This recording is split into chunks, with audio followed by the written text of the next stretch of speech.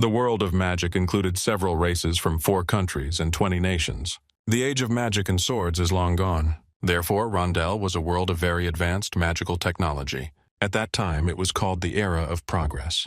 However, despite advanced technology, Rondel still remained feudal, because kings and nobles ruled there. Class inequality was still in effect, but despite this, the Era of Magical Progress was called the Golden Age of Rondel. On the 29th of December 1999, the day before the New Age, Archmage Rondella declared his testament and it turned the world upside down. He said that he had hidden his entire inheritance in different parts of the world, and whoever finds those treasures first will have to take his place. The founder of Rondel was a great wizard who had a hand in creating that world as a magical civilization. He was also the Archduke of the growing empire and the supreme sorcerer of the Ninth Circle named Manuel Lucas. In all of history, there have only been 3 such wizards of the Ninth Circle. The magician had no children and therefore no heirs, but his knowledge was very great. Therefore, whoever manages to find his treasures will be able to get everything. Thus, people began to pursue the fate of Archim Lucas. There was constant news and speculation about this. People were tirelessly trying to find out any information related to the treasures. In independence, regardless of nationality, race, or rank, people went in search of treasure by any means necessary. Each of them wanted to get to them first. But no matter how hard they tried, no one could find the fate of the Archmage. Many people investigated, but never found any clues that could lead them to the treasure. 20 years have passed since then. The events moved to the year 2007, according to the magical calendar, to Lawrence Castle. Young Mr. Adrian came back to the office to put the books he had already read back in their places. This was the second son of Viscount Lawrence, Adrian Lawrence. It turned out that the main character of the story had transformed into the body of a little boy, and at the same time remembered his entire past life. The end of his past life was very boring. He served in the army and had only a month left before his demobilization, but the guy died in an accident. When he opened his eyes, he was no longer in the Republic of North Korea, but in the Kingdom of Rheingard. He was no longer a guy named Kim Min-gi, but became Adrian Lawrence. Before that, the hero lived in a middle-class environment, and then became the second son of a successful viscount and lived in an apartment. At first, Kim was very surprised and alarmed, but then he realized that his past experience could help him a lot in his new life. While his peers were engrossed in games and other children's activities, he stubbornly pursued knowledge. Adrian exceeded the expectations of those around him and his father. However, not everything was so carefree.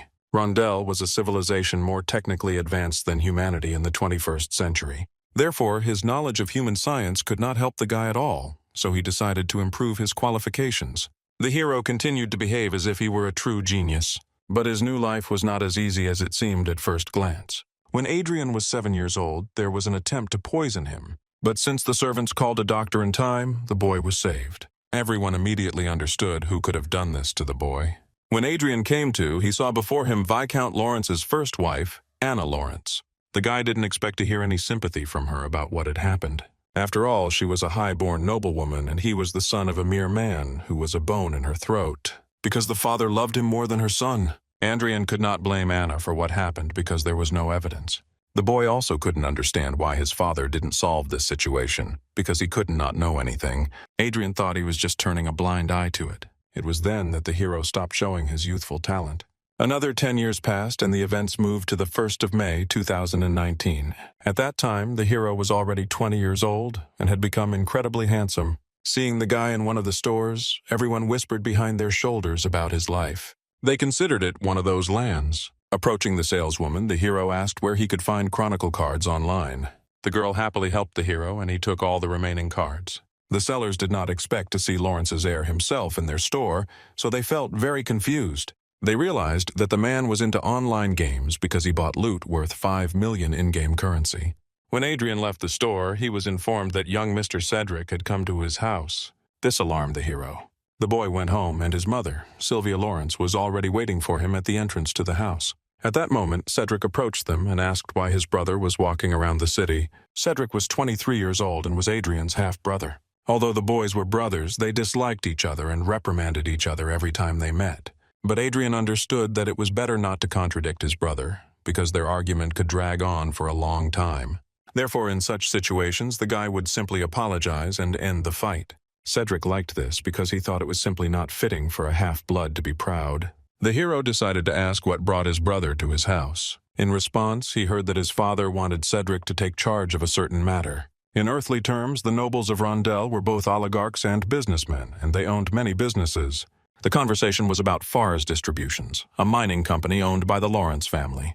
Hearing this, the hero announced that he understood everything and did not claim anything. After that, he asked his brother to leave, because I bought myself some online game loot and really wanted to test it out. Cedric laughed and walked away. The mother was not sure that her son had done the right thing, but Adrian thought otherwise. After all, the decision not to interfere was the right one for him. Later, the hero stopped striving for learning and distanced himself from everyone, including his own servants. The boy believed that his father didn't need a son who was just a human, who wasn't a genius, so he grew cold towards him. And thanks to this, Adrian never again found himself in a life-threatening situation. For 10 whole years, the boy lived like an invisible shadow. After graduating from the academy, the hero left the apartment with his mother, and everyone believed that the guy became like this because of poisoning. Even the servants believed that the boy had driven himself out of the family. Most of them in the new house were subordinates of the older woman Anna, so Adrian should have thought carefully before saying anything. The hero played online games as if trying to escape reality. In the game, he felt omnipotent and independent. The guy realized that it was in an online game that no one would be watching him. 10 years ago, Adrian entered the Royal Academy. When he was writing an essay on the topic of Manuel Lucas, he found something completely unexpected. This made the boy very alarmed, so he decided to look into this in detail. However, it soon became obvious to him that the Duke was an Earthling, and his last words described how he would really like to walk on a California beach with Mary again. Adrian didn't quite understand what place the wizard was talking about, but he decided not to omit this moment from his biography. Adrian decided to continue his investigation and found more and more evidence that the magician was indeed from the human world. The fact that the hero Sam was from the world of humans came in handy in his task of finding the fate that Manuel left to his descendants. Once Adrian discovered the fate of the Archmage, the real suffering began. And at the beginning, the hero wasn't sure he should get involved because Manuel Lucas's fate was hidden in an unexpected place.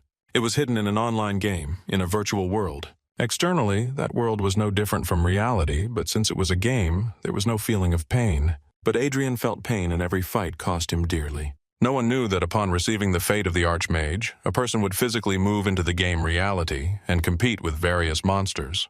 The hero understood that no one could believe that it was true, and therefore he never told anyone about it. By defeating monsters, Adrian was able to reach level 10 and had the opportunity to change his occupation. At that moment, the system suggested that he climb to the second floor of Manuel Lucas's magic tower. Without even thinking, the guy agreed. Having risen to the second floor, the hero moved to the sorcerer's office. On the first floor, there was nothing interesting, but on the second, there were thousands of books on shelves and a chest that immediately caught the boy's attention. After opening the chest, the system informed the boy that he had received a reward. But unfortunately, it was impossible to convert it into real money. In return, Adrian got the job of a magician. Before, the boy had seen health points and mana points, but didn't perceive them as anything unusual. But the feeling of magical energy in real life was truly something incredible. Adrian felt the mana swirling in his chest. After such incredible sensations, the boy decided to learn the spell that suited him. So he went to the bookshelves. Seeing the large selection of books on the shelves, Adrian was fascinated, because this is exactly what the library of the greatest magician of mankind should be like. Suddenly, Adrian felt an incredible headache. This was related to reading a book in the game, as it was difficult to immerse yourself in its content. When the boy saw the book about opening the circle, he was very happy. After all, this book was exactly what he needed. Adrian never expected to reach Manuel Lucas's level so quickly, but he understood that he had only taken a small step towards figuring everything out. And the hero just wanted to live with his mother, in comfort, prosperity, and security. Therefore, for this he was ready for anything. The next day, the hero went to the training area of the residence. Adrian decided to practice with the sword. A trusted figure and personal guard knight named Weiss was delighted with Adrian's efforts. But the guy felt like he was out of shape lately, so he decided to work out. At that moment, Adrian felt the circle of magic develop and his stamina grow. In order for the knights not to recognize the presence of mana in him, the boy learned a spell. Looking at the happy Adrian, Weiss realized that something very good had happened in his life. The hero told about how he was able to get a good reward in the game. Everyone around them thought Adrian and Weiss were strange and laughed at them. Weiss noticed this, but Adrian insisted that he ignore it. The hero was pleased that the knight was so worried about him, but he did not know that the boy was only pretending to be innocent. This is exactly how he had to look in order to survive, and so that Cedric and his mother Anna would not see him as a threat. In order to access even more abilities, the boy needed to use everything he had, so the boy immediately got down to it. The system reported a satellite call. Therefore, the hero decided to take advantage of this condition. Although the companion would take away the experience that the boy could have gained, he still didn't consider it a waste of money. Therefore, Adrian decided to choose the best companion to protect him. After looking through several candidates, the boy still couldn't find the one he needed. But suddenly the system offered him a companion named Arcia Skysteel.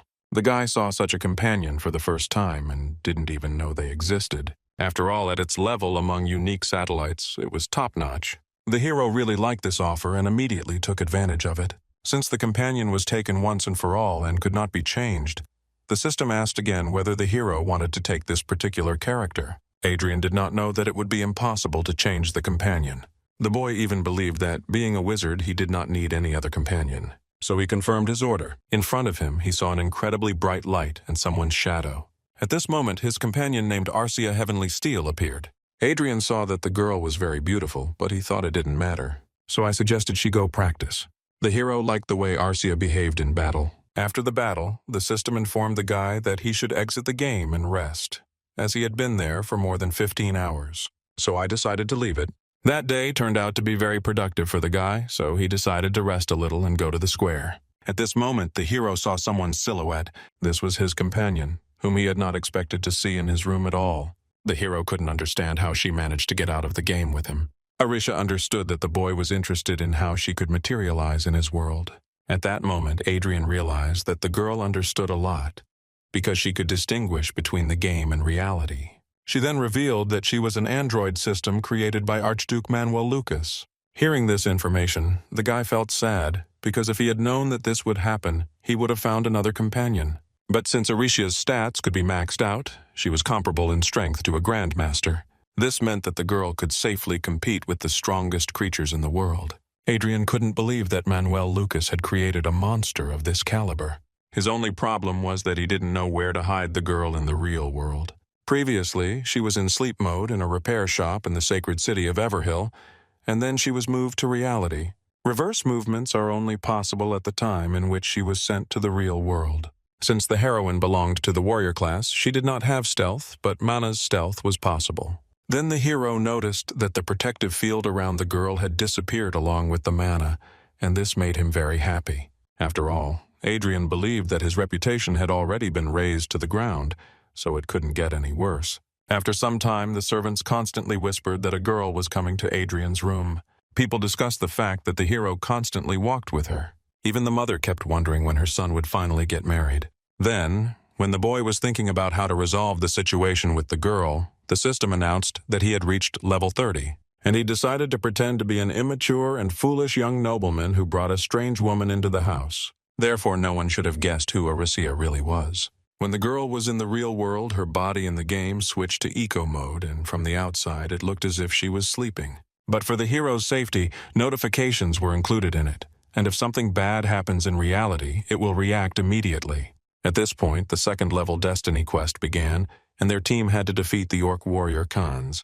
If the warrior managed to kill people, he could increase his level. Seeing a notification from the system stating that the use of one-time attacks and bombs was prohibited in that battle, Adrian realized that it would be very difficult for him to defeat the Orc. Due to the fact that the boy was wearing all sorts of artifacts that enhanced magic, the spells became much stronger than they were in the first round.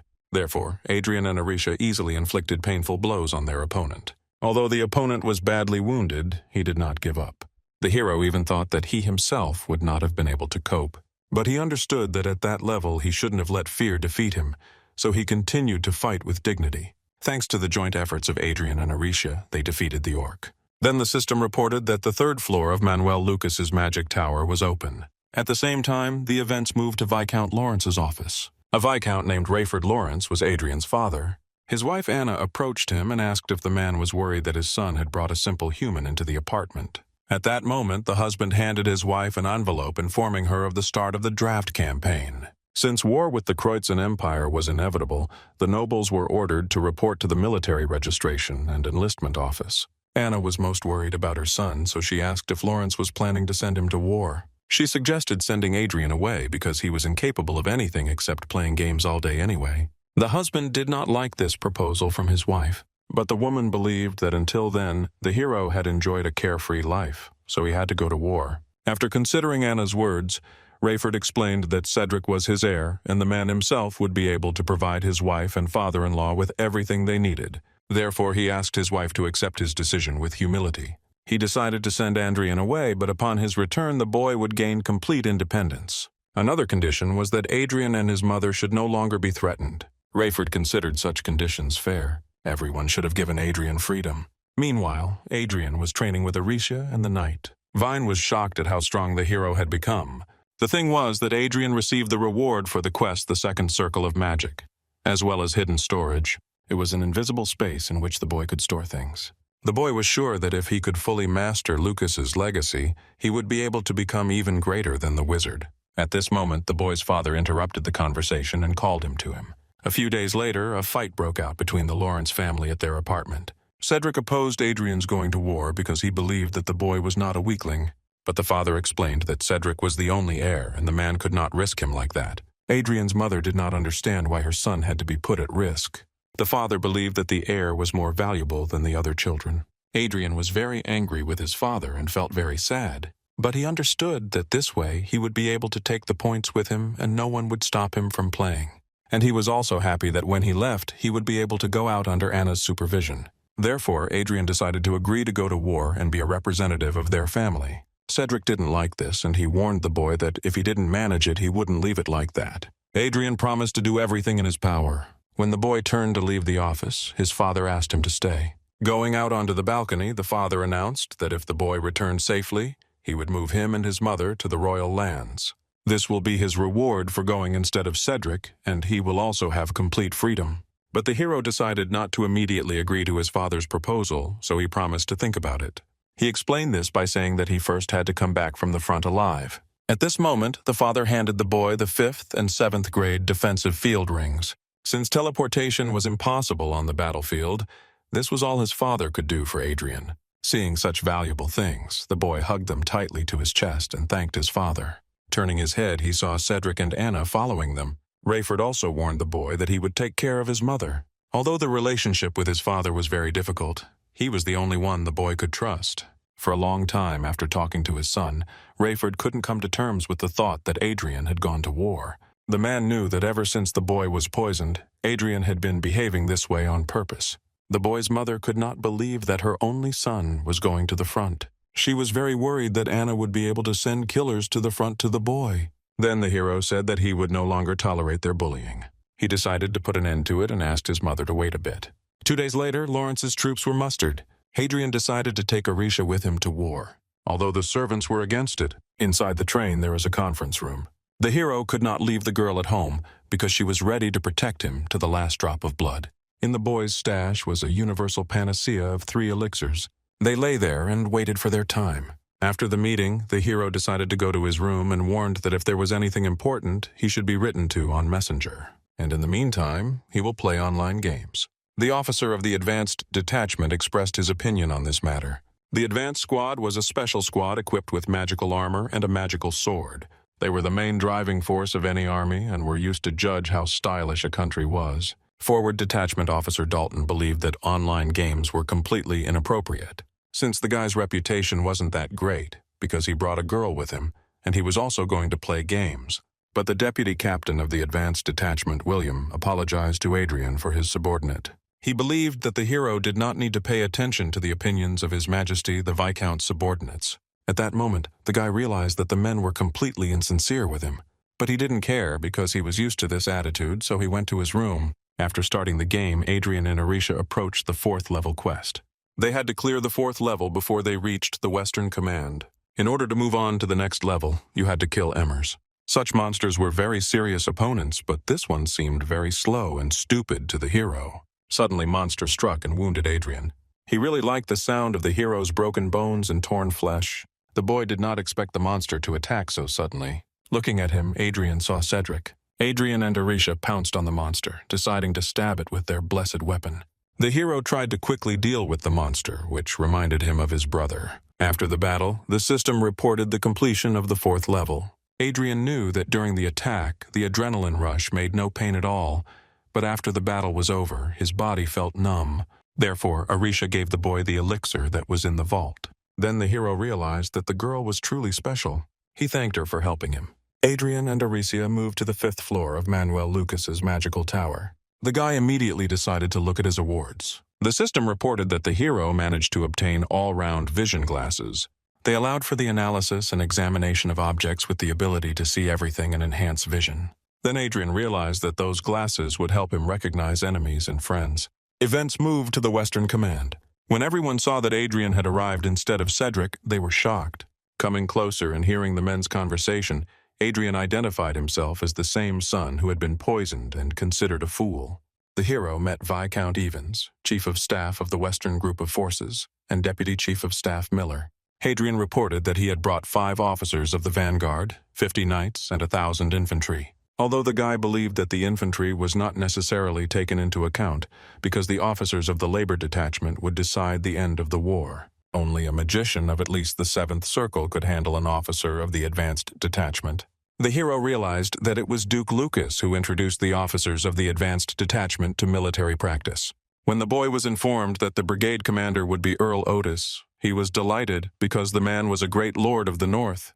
Approaching his men, Adrian announced that they had become a 2nd separate brigade. A week has passed since Adrian and his crew arrived.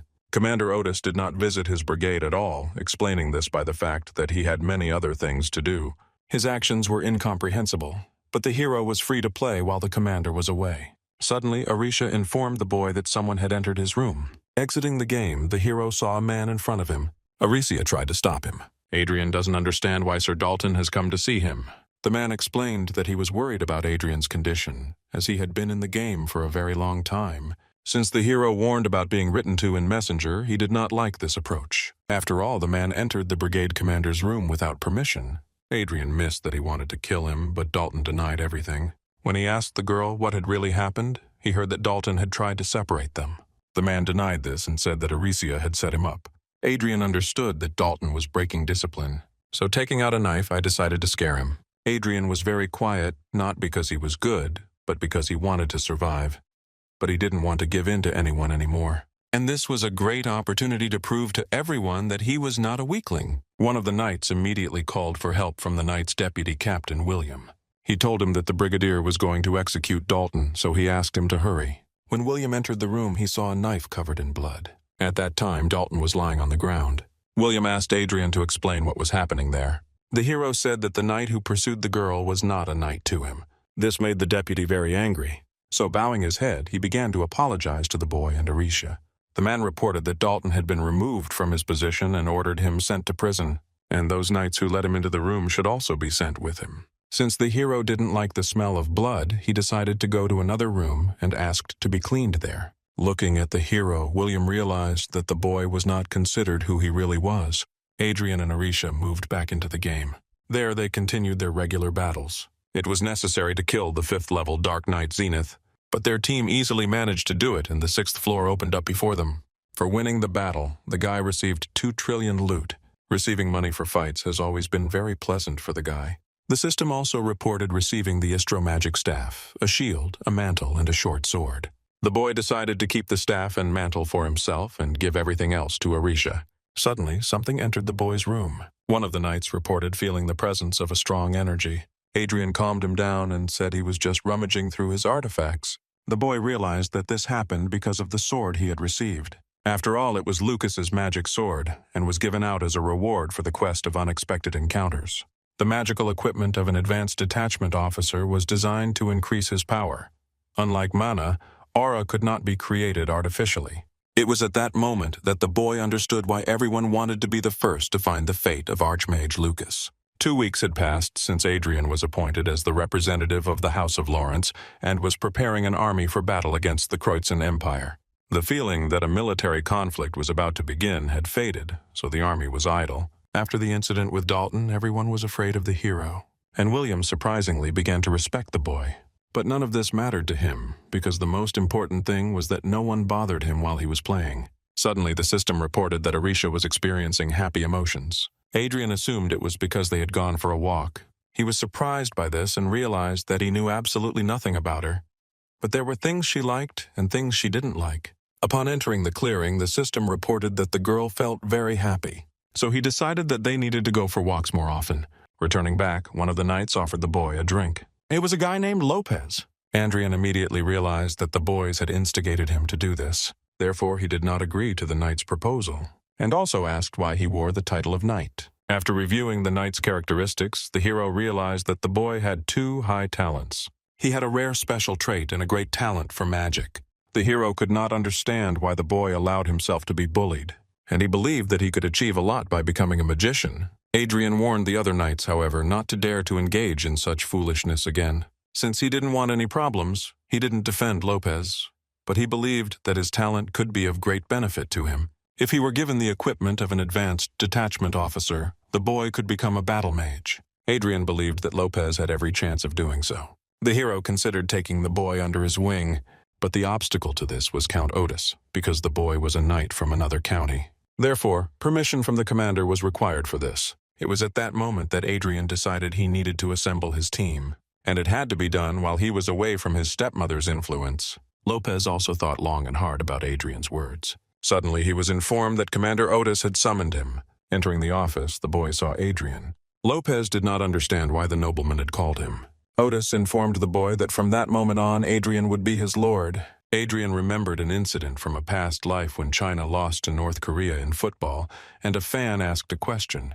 He didn't understand why there weren't 11 good football players in China among the large population. Therefore, the guy believed that no matter how many talents a person had, if he did not have a social ladder, then his talent would pass. In his opinion, many young people were wasted, unable to develop their abilities. Since those people all followed the wrong path, they achieved nothing in life. A girl named Linda also wanted to find her talent. Adrian believed she should have been tested on another device. So he gathered a few people for his team. Adrian and the girl moved to a high-fashion atelier in the royal palace. The guy decided to change his entire team's clothes there. The first was Eric Jones, and he had a special trait of conviction. Adrian decided to send them from the camp to train and had a special approach to each of the team. After changing clothes, everyone went to the wrestler. They were shocked by its size and the fact that they would be living there. Adrian also announced that he had appointed servants and a butler for them. The hero warned that he would pay cash assistance and compensation for dismissal in the amount of 240 million. The team was ready to do anything to exceed the hero's expectations. Adrian, in turn, added that if they didn't let him down, the salary would be much higher. He also expressed his hopes that they would live in harmony and not disappoint him with quarrels. Adrian warned that if anyone wanted to lure the team to him, he would pay them twice as much. He had to ensure that the talents of his team developed as quickly as possible. Although he made a lot of money, it was actually considered an investment in the future. It was an investment in quality staff. The boy was also worried that he had to hide his mother from Anna, so he decided to find a special place. A few days ago, in the middle of the night, Cedric called the hero and told him to hang out with other scoundrels like him. Adrian didn't understand how he knew about the simple, so he assumed someone was following him. One day, they managed to catch an unknown person who was constantly following him. It was this man who was Cedric's spy. A boy named Berto decided to tell everything, because otherwise he could be killed. As it turned out, he found the hero because Cedric had another person in the teleportation room following him. Adrian believed that Berto was ready to go against his master, so he wanted to lure him to his side. The hero left him no choice but to work for him, otherwise he would die. The nobleman wanted the boy to send him reports every day, which Adrian was very busy with. Meanwhile, events have moved to Viscount Lorenz's residence. When Cedric realized that his man had been caught, he felt embarrassed. After all, he knew that his father could find out that spies had been sent after Adrian. But he still told another spy to continue the investigation. After listening to the owner, Berto agreed with his words without saying that he would no longer work for him. The other spies who were sent to Hadrian had long since been neutralized. Since the talent acquisition was successful, he now had 20 very talented recruiters under his command. Everyone worked very cohesively, and this helped the hero rise to the next level. After passing another level, the hero had to become a 6th circle magician. But suddenly the system reported an emergency and an urgent meeting was announced.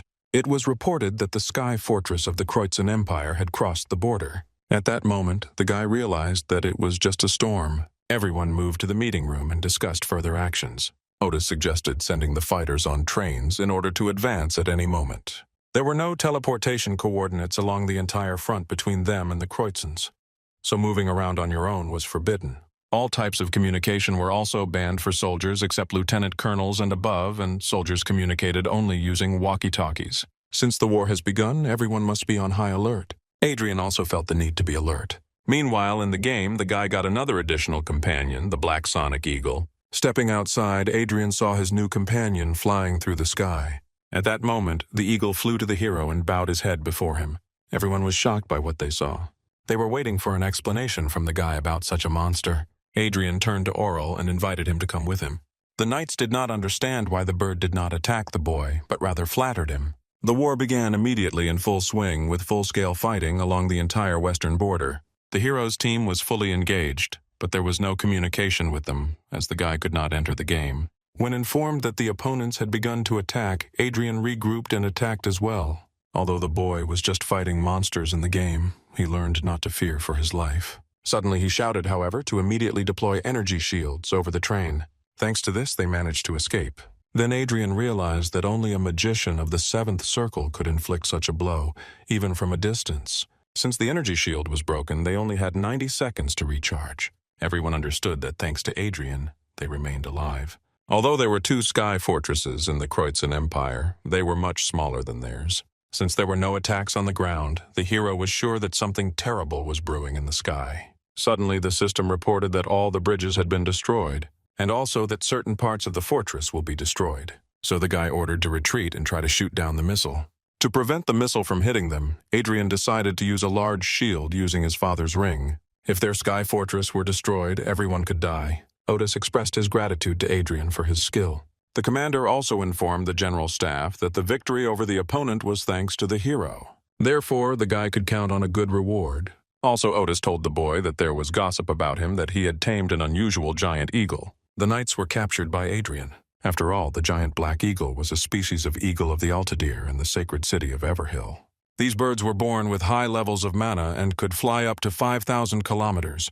Their conversation continued for a long time, but Adrian asked the commander to allow him to use the communication. After all, he really wanted to go play the game. It was the 2nd week of the war. Lorenz's brigade showed very good results. The fighting was very heavy and they were lucky to survive at all. There were many more enemies than them, and you had to be as focused as possible in order to survive and wait for reinforcements. 10 officers from the advanced detachment under the command of Count Otis arrived as reinforcements. Adrian wanted to attack the enemy. It was not easy for him to get reinforcements, so his team had to hold out until the last. With each passing day, Lawrence's brigade contributed its strength to the war. Even Commander Otis was shocked by her power and Adrian's strength. Everyone considered the boy a hibernating dragon who had finally awakened. Therefore, Otis wanted to lure the boy to him. And I also really wanted to take him as my son-in-law. But the obstacle to this was Arisha. William's attitude towards the hero has also changed a lot. One day he approached Adrian and asked why he was hiding his true power. He also believed that Cedric was not suitable for the role of Lord and wanted to help the hero stand against him. Adrian realized that the man was sincere with him. William was one of the boy's father's closest advisors, so Adrian thought he was involved in this as well. He thanked me for the kind words, but decided to pretend that the conversation never happened. William felt disappointed. No matter how hard Adrian tried to stop Cedric spying, he couldn't be sure that there wasn't a type of bed that he didn't already know about.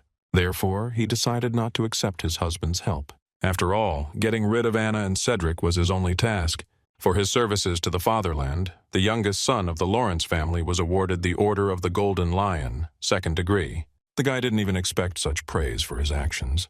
The hero missed that he was needed by the king to maintain the fighting spirit in the country. Adrian also thought that if Cedric found out about this, he would bite his elbows. And indeed, when Cedric found out about this, he was very angry. And he believed that if he had gone to war, all the rewards would have been his. Cedric's father was with Sylvia, Adrian's mother at the time, and this worried Anna very much. She believed that her husband would not return to them while Adrian was at the front. Anna reassured her son by saying that Cedric and Adrian would never be equal to Cedric. They were supported by their maternal grandfather. Anna took control of much of the power in the vicarage. Cedric believed that his father would soon transfer all power to him, and with the help of his power he will be able to deal with Adrian forever. Meanwhile, the hero ordered everyone to drink energy drinks before the fight. Adrian mixed in precious elixirs, and the boys were full of energy. Men didn't know that one drop of energy had a legendary panacea. Sometimes even the guy felt sorry for using it, but he wanted to end the war as soon as possible. William and his knights decided to go on a reconnaissance mission. At that time, Adrian was summoned by the commander. Before that, the hero decided to go feed the eagle, and then he went to the commander. The boy could not understand why Count Otis summoned him so often, but he had no right to refuse. At his destination, he saw that there were other commanders as well. Adrian didn't understand what was happening and why such an urgent meeting was needed. Coming out to the guests, Otis announced that soon their ears would stop hearing explosions and gunshots. After all, the war was supposed to end soon. At that moment, a meeting of diplomats from their and the enemy side was taking place, so they were supposed to announce the end soon. The commanders discussed what they had heard. Everyone considered the enemy side to be abnormal dogs and did not understand at all why they had started this. Adrian wondered if he should send the advance party back, since they had gone on a reconnaissance mission, but Otis said that the war games should continue until a peace treaty is signed. The guy noticed that the younger ones in rank went to die, and the older ones decided everything for them. Otis suggested that the guy relax, as he had recently been awarded. Adrian himself did not understand how long ago he had become a hero to everyone, rather than a worthless person. He didn't want to think about others, because in the future he would need to return to his family, and by then he wanted to improve his level. Returning back, the hero told William about the end of the war.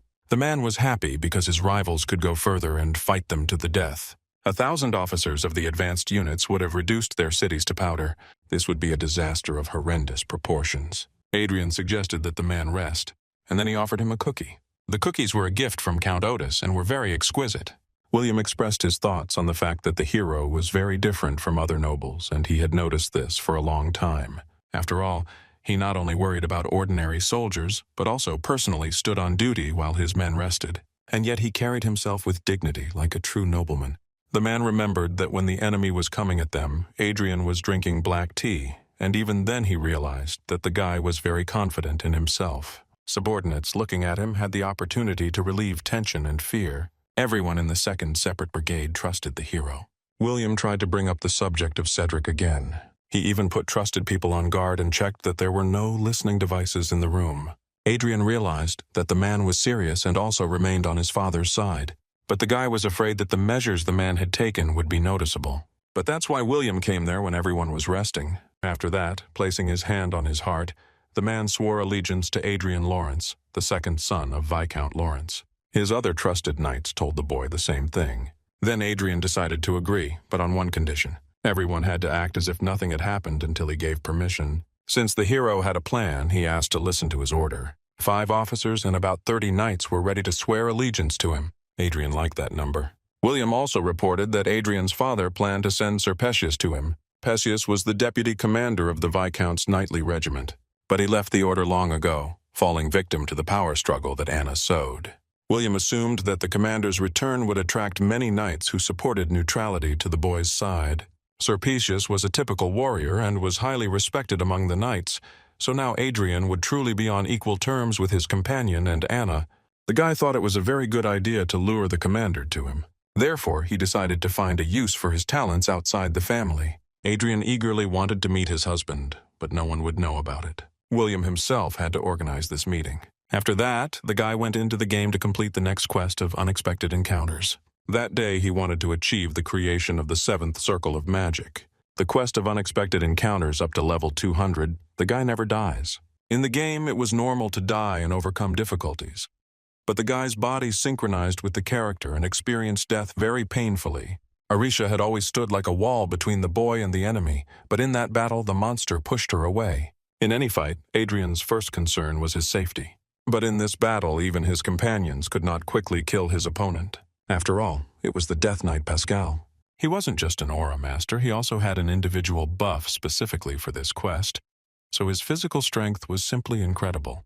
The monster was of such a high level that the boy couldn't even think. The system reported that the hero had been killed and suggested trying again. In reality, the boy couldn't even submit to the pain because there were so many people around. Then he realized that up until that moment, everything had been very easy. The system reported that his companion had also returned to life. Arisia apologized to the boy for not being able to protect him. It also hurt her to die, but in the game the girl's feelings were not as strong as the hero's. The further things went, the more uneasy Adrian became about hiding behind her fragile figure during the fight. Therefore, in the future, he decided to change his style of pain so that she would not have to take all the blows and bear his pain. The battle with the Death Knight showed the imperfection of how they fought. Arisha blocked the enemy's movements, and the eagle supported her by distracting the enemy, while the hero, in turn, dealt strong blows with magic behind her. Before, their equipment helped to equalize their forces, but since they encountered a strong opponent, even such equipment did not help them. Adrian understood that a lot of his time was spent charging spells and dealing damage. Therefore, he decided that in order to keep the enemy away from him, he needed an eagle to attack him from above.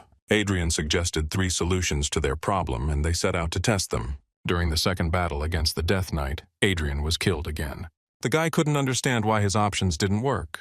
The eagle was not adapted to a direct grip, so it died after a minute. Adrian died 3 minutes later, and Arisha a minute later. The hero believed that all the trouble came from the eagle's quick death. The Black Eagle didn't deal much damage, but its strength was distracting the enemy. The hero believed that the eagle needed to be protected for their fighting style to work. But he did not give up and went into battle again. During the third battle, Adrian was killed again and felt very angry about it. He didn't understand what he was doing wrong. But this time, the hero didn't give up and wanted to try again.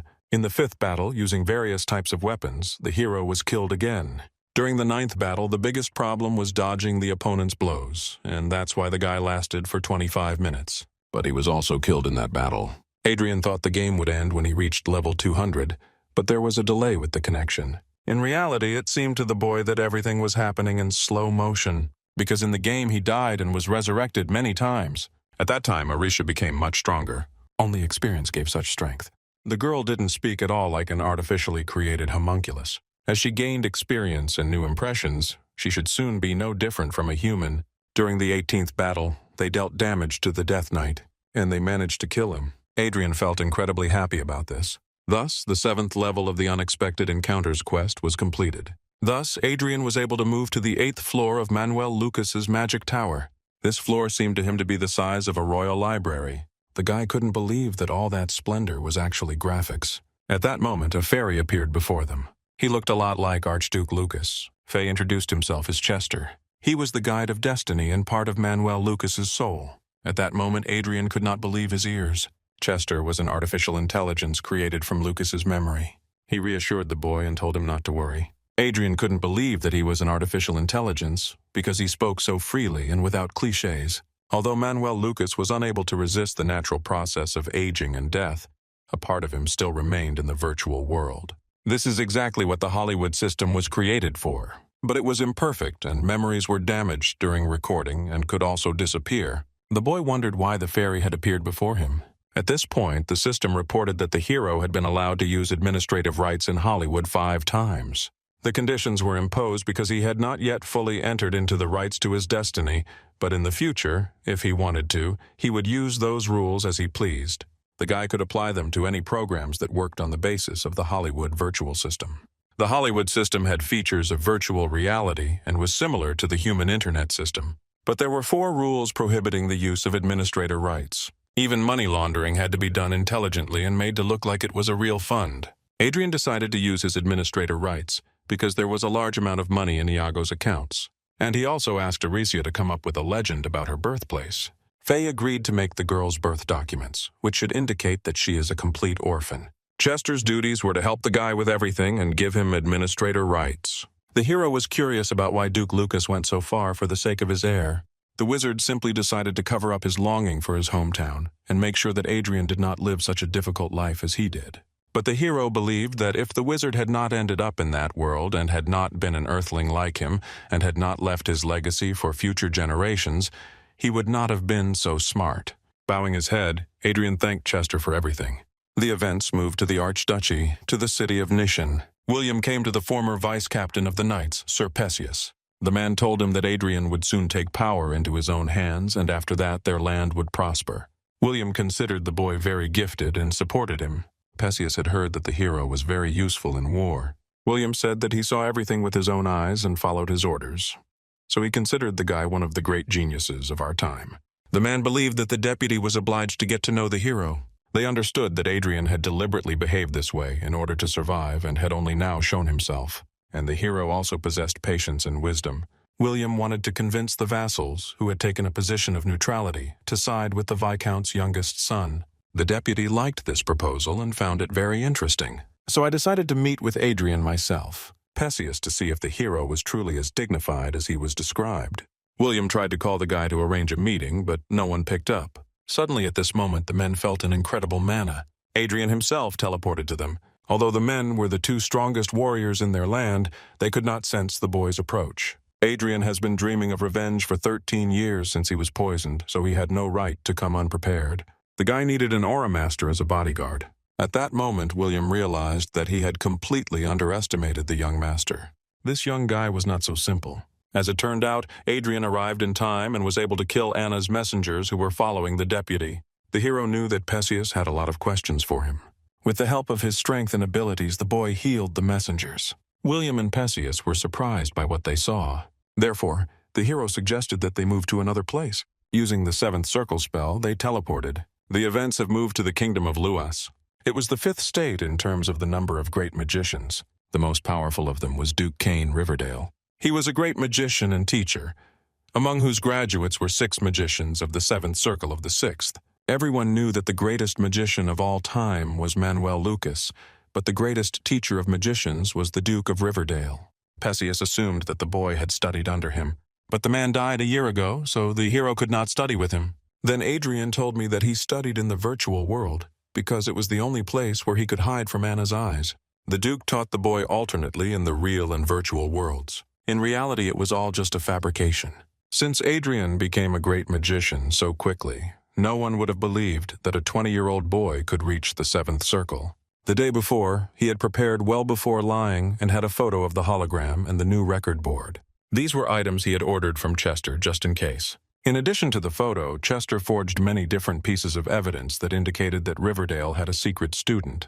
Therefore, his family and the Order will trust the hero when they learn about him. Adrian could not tell that he was the heir of Duke Lucas, because for those words, no one would have left him alone for the rest of his life. In order to deal with Cedric and Anna, Adrian decided to call on Perseus for help. At one point, the guy asked for the man's left hand. When their hands connected, the system reported a virtual account. Having transferred the money to his account, Adrian ordered the man to gather loyal people for him who would carry out his orders and collect evidence. It is the people who will do the dirty work to achieve his goal. Since they were going to confront Mark Count Revan, they really needed workers. Perseus didn't want to take money from the guy because he thought he had worked very hard to earn it. But Adrian didn't want to tell anyone that he had extremely large sums in his account. The hero wanted to become the heir to the throne and gain power that the whole world would have to reckon with. Perseus bowed his head before the boy and said that he would be with him until the end. Meanwhile, Anna was worried about where her 5 expert-level spies had gone without a trace. After all, they said that they could defeat anyone except the Aura Master and the Great Magician. The woman was also interested in where Billiam and Perseus were, but her assistant couldn't answer that question. Anna suspected that the men might be plotting something against her and decided to keep a close eye on them. Since the man had asked them to stop following Adrian and Sylvia, the woman had no choice and did not want to provoke the Windows and Lorenz because it would lead to problems. But Adrian exceeded all her expectations in the war, and his merits became the merits of his superiors and brothers. Therefore, she intended to remove Adrian from her path. The woman suggested that she just needed to kill the guy. She believed that this was the best solution in her situation. Her assistant tried to convince the woman that other options could be found to solve the problem. But she hated it when someone started pointing at her, so she immediately shut the man up. She understood the consequences perfectly well, but believed that there was no other way. Anna suggested that the assistant deal with the guy and confess to everyone about it. No one would be held accountable for the death of a Christian, but someone would have to answer for the death of the Viscount's son. The man understood that he had no other choice, so he agreed. He felt disappointed and hoped that the young master would be able to overcome everything and stand his ground. Meanwhile, a peace treaty was signed and the army was able to return home. Otis, Adrian, and the other commanders discussed the hero's achievements. Everyone was eagerly awaiting the boy's award. Thanks to his exploits, others also received privileges and awards. Otis suggested that it would have been beneficial for the boy if the war had continued, as he would have been able to receive even more awards. Thus, Adrian could become a lord. A hero could receive a title for his achievements, but that would not mean he would own the lands. And such a title could not be passed down by inheritance, so he was not interested in that. He wanted to deal with his brother and become the heir to the Viscount. At that moment, Otis offered the hero to become a member of his family. Since he had a daughter, the man decided to marry her to Adrian. The hero promised to think about his proposal, but he wasn't interested. Adrian only thought about being able to return home. And when he returns, things will happen that will greatly surprise Anna and Cedric. The day after the signing of the peace treaty, the provincial army was withdrawn. Every time the hero had free time, he ran to increase his level. In order to advance to the next level of the quest, he must be level 250, and at that time, he was only level 202. The hero felt that his fighting ability had greatly improved after the battle with the Death Knight. The stronger he became, the stronger his opponent was, and the experience limit also increased. Therefore, the hero considered this a problem not only for him, but for the entire team. The monster they defeated required 5 people, so it took a lot of energy. The guy even considered another team member, but decided he needed to stay away from the other players. So I took it as a lesson in patience and as a good experience. Suddenly, he felt that something was happening in reality, so he left the game. It turned out that the same spies had come as those who had come to Perseus. There were 3 of them, and they all had special equipment with magic swords. Since William was ready to attack, he held them back and had 5 officers of the advance guard fight them. But another not-so-weak opponent appeared before them. It was an armored golem. Then Adrian realized that Anna had decided to take care of him instead of William and Perseus. They decided to use the Staff of Istro against the monster.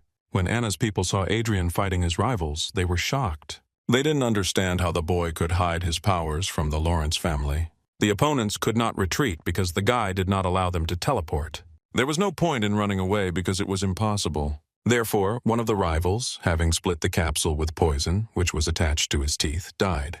Since the hero had little experience meeting such people, he underestimated their determination. When the men heard that the young master Adrian was a student of the Duke of Riverdale, you couldn't believe it, because the guy was constantly playing online games. No one had the slightest doubt about the Duke's talent, and even William believed at home that Adrian had been able to reach such a level because he was very capable. In reality, the guy had been hatching a plan for the future for a long time, and was deceiving everyone with his dishonest behavior in order to survive. When the motorcade arrived at the apartment, Adrian was met at the door by his mother. She immediately asked if he was injured, because she was very worried about him. The father approached the boy and also praised him. Adrian expected to be greeted with a solemn welcome, but there was no one around. His father apologized to him for not having greeted him with dignity. Adrian was sure that it was Anna and Cedric who had a hand in this, because they did not want to meet the one who was supposed to die on the way. All the deputies expressed great gratitude for having the opportunity to fight alongside the hero. Then the father realized that the war had taught the boy a lot. At that moment, Cedric and Anna approached the boy. They looked at the boy as if disgusted that he was still alive. But Adriana was concerned about her butler's behavior. The boy knew that he had served Anya faithfully for 30 years and was her eyes and ears, but for some reason he was drawn to the boy. Behind the woman stood Commander Crown Dine. Cedric came closer to the boy and admitted that the hero had not disgraced the good name of their family. At that moment, Adrian wanted to cut off their heads, but he was forced to stick to the plan. And I also decided not to tolerate all the verbal attacks on me anymore. Adrian found it funny to hear such aggressiveness from his brother, as if he had been able to achieve something in life. The guy wanted to provoke his enemies so he could have an explanation for why he killed them. Cedric didn't like this manner of communication. The hero reported that even you spoke about Cedric behind his back, that he was an infantile fool, and this made him very angry. Anna and Cedric glared at the boy, but suddenly Cedric laughed out loud. He drew his sword and, pointing it at the boy, said that he had completely lost his fear. Father and Sylvia tried to calm the boys down and didn't want Cedric to ruin their day. Cedric believed that Adrian had no right to violate the hierarchy of their family. The guy also accused William of making Adrian fight with their family. Cedric ordered the knights to capture William, but they ignored his order. One of them replied that he should arrest Mr. William, and this angered the boy even more. At that moment, he attacked Adrian, but Arisha, grabbing his hand, stopped him. Cedric noticed that she was very strong because he could not resist. But after striking, Arisha quickly dealt with him. Although the beginning was very pathetic, at the end, Cedric got punched in the face by a girl who was much smaller than him. Then Commander Crown drew his sword and tried to stop Adrian. But the hero believed that his brother had committed so many crimes that they couldn't even count them. Cedric ordered the commander to deal with everyone because no one had the right to beat him. Crown replied that he had no right to harm a member of the Lawrence family, so he could not hit Adrian. But it didn't concern the girl. After all, there was simply no forgiveness for a person who raised his hand against a person of blue blood, so he moved the sword to her neck. But at that moment, all the knights who had rebelled against the man came to the girl's defense. He ordered them to leave Arisha immediately because the girl did not belong to the Lawrence family. The commander did not understand what was happening and why the entire army rose up to protect the girl. Cedric's knights were also on their side. This seemed very strange to the commander. But suddenly, at that moment, many people appeared behind Anna, coming to reinforce them. Cedric ordered his men to deal with Andrian immediately. Although there were many more knights than the hero, they were in civilian clothes and had no weapons with them. Adrian understood that if they went to battle, it could end very badly for him. Crown believed that the boy had simply forgotten his place and had come intoxicated by his victories at the front. The hierarchy of that family could not be changed, and the commander believed that it was because of Adrian that the knights he had deceived could suffer. They didn't want to kill the boy, but they promised that from now on he would live in hellish conditions, much worse than before. At that moment, his father shouted for Adrian to use the wedding rings he had given him. Cedric's men pointed their weapons at Adrian and his team.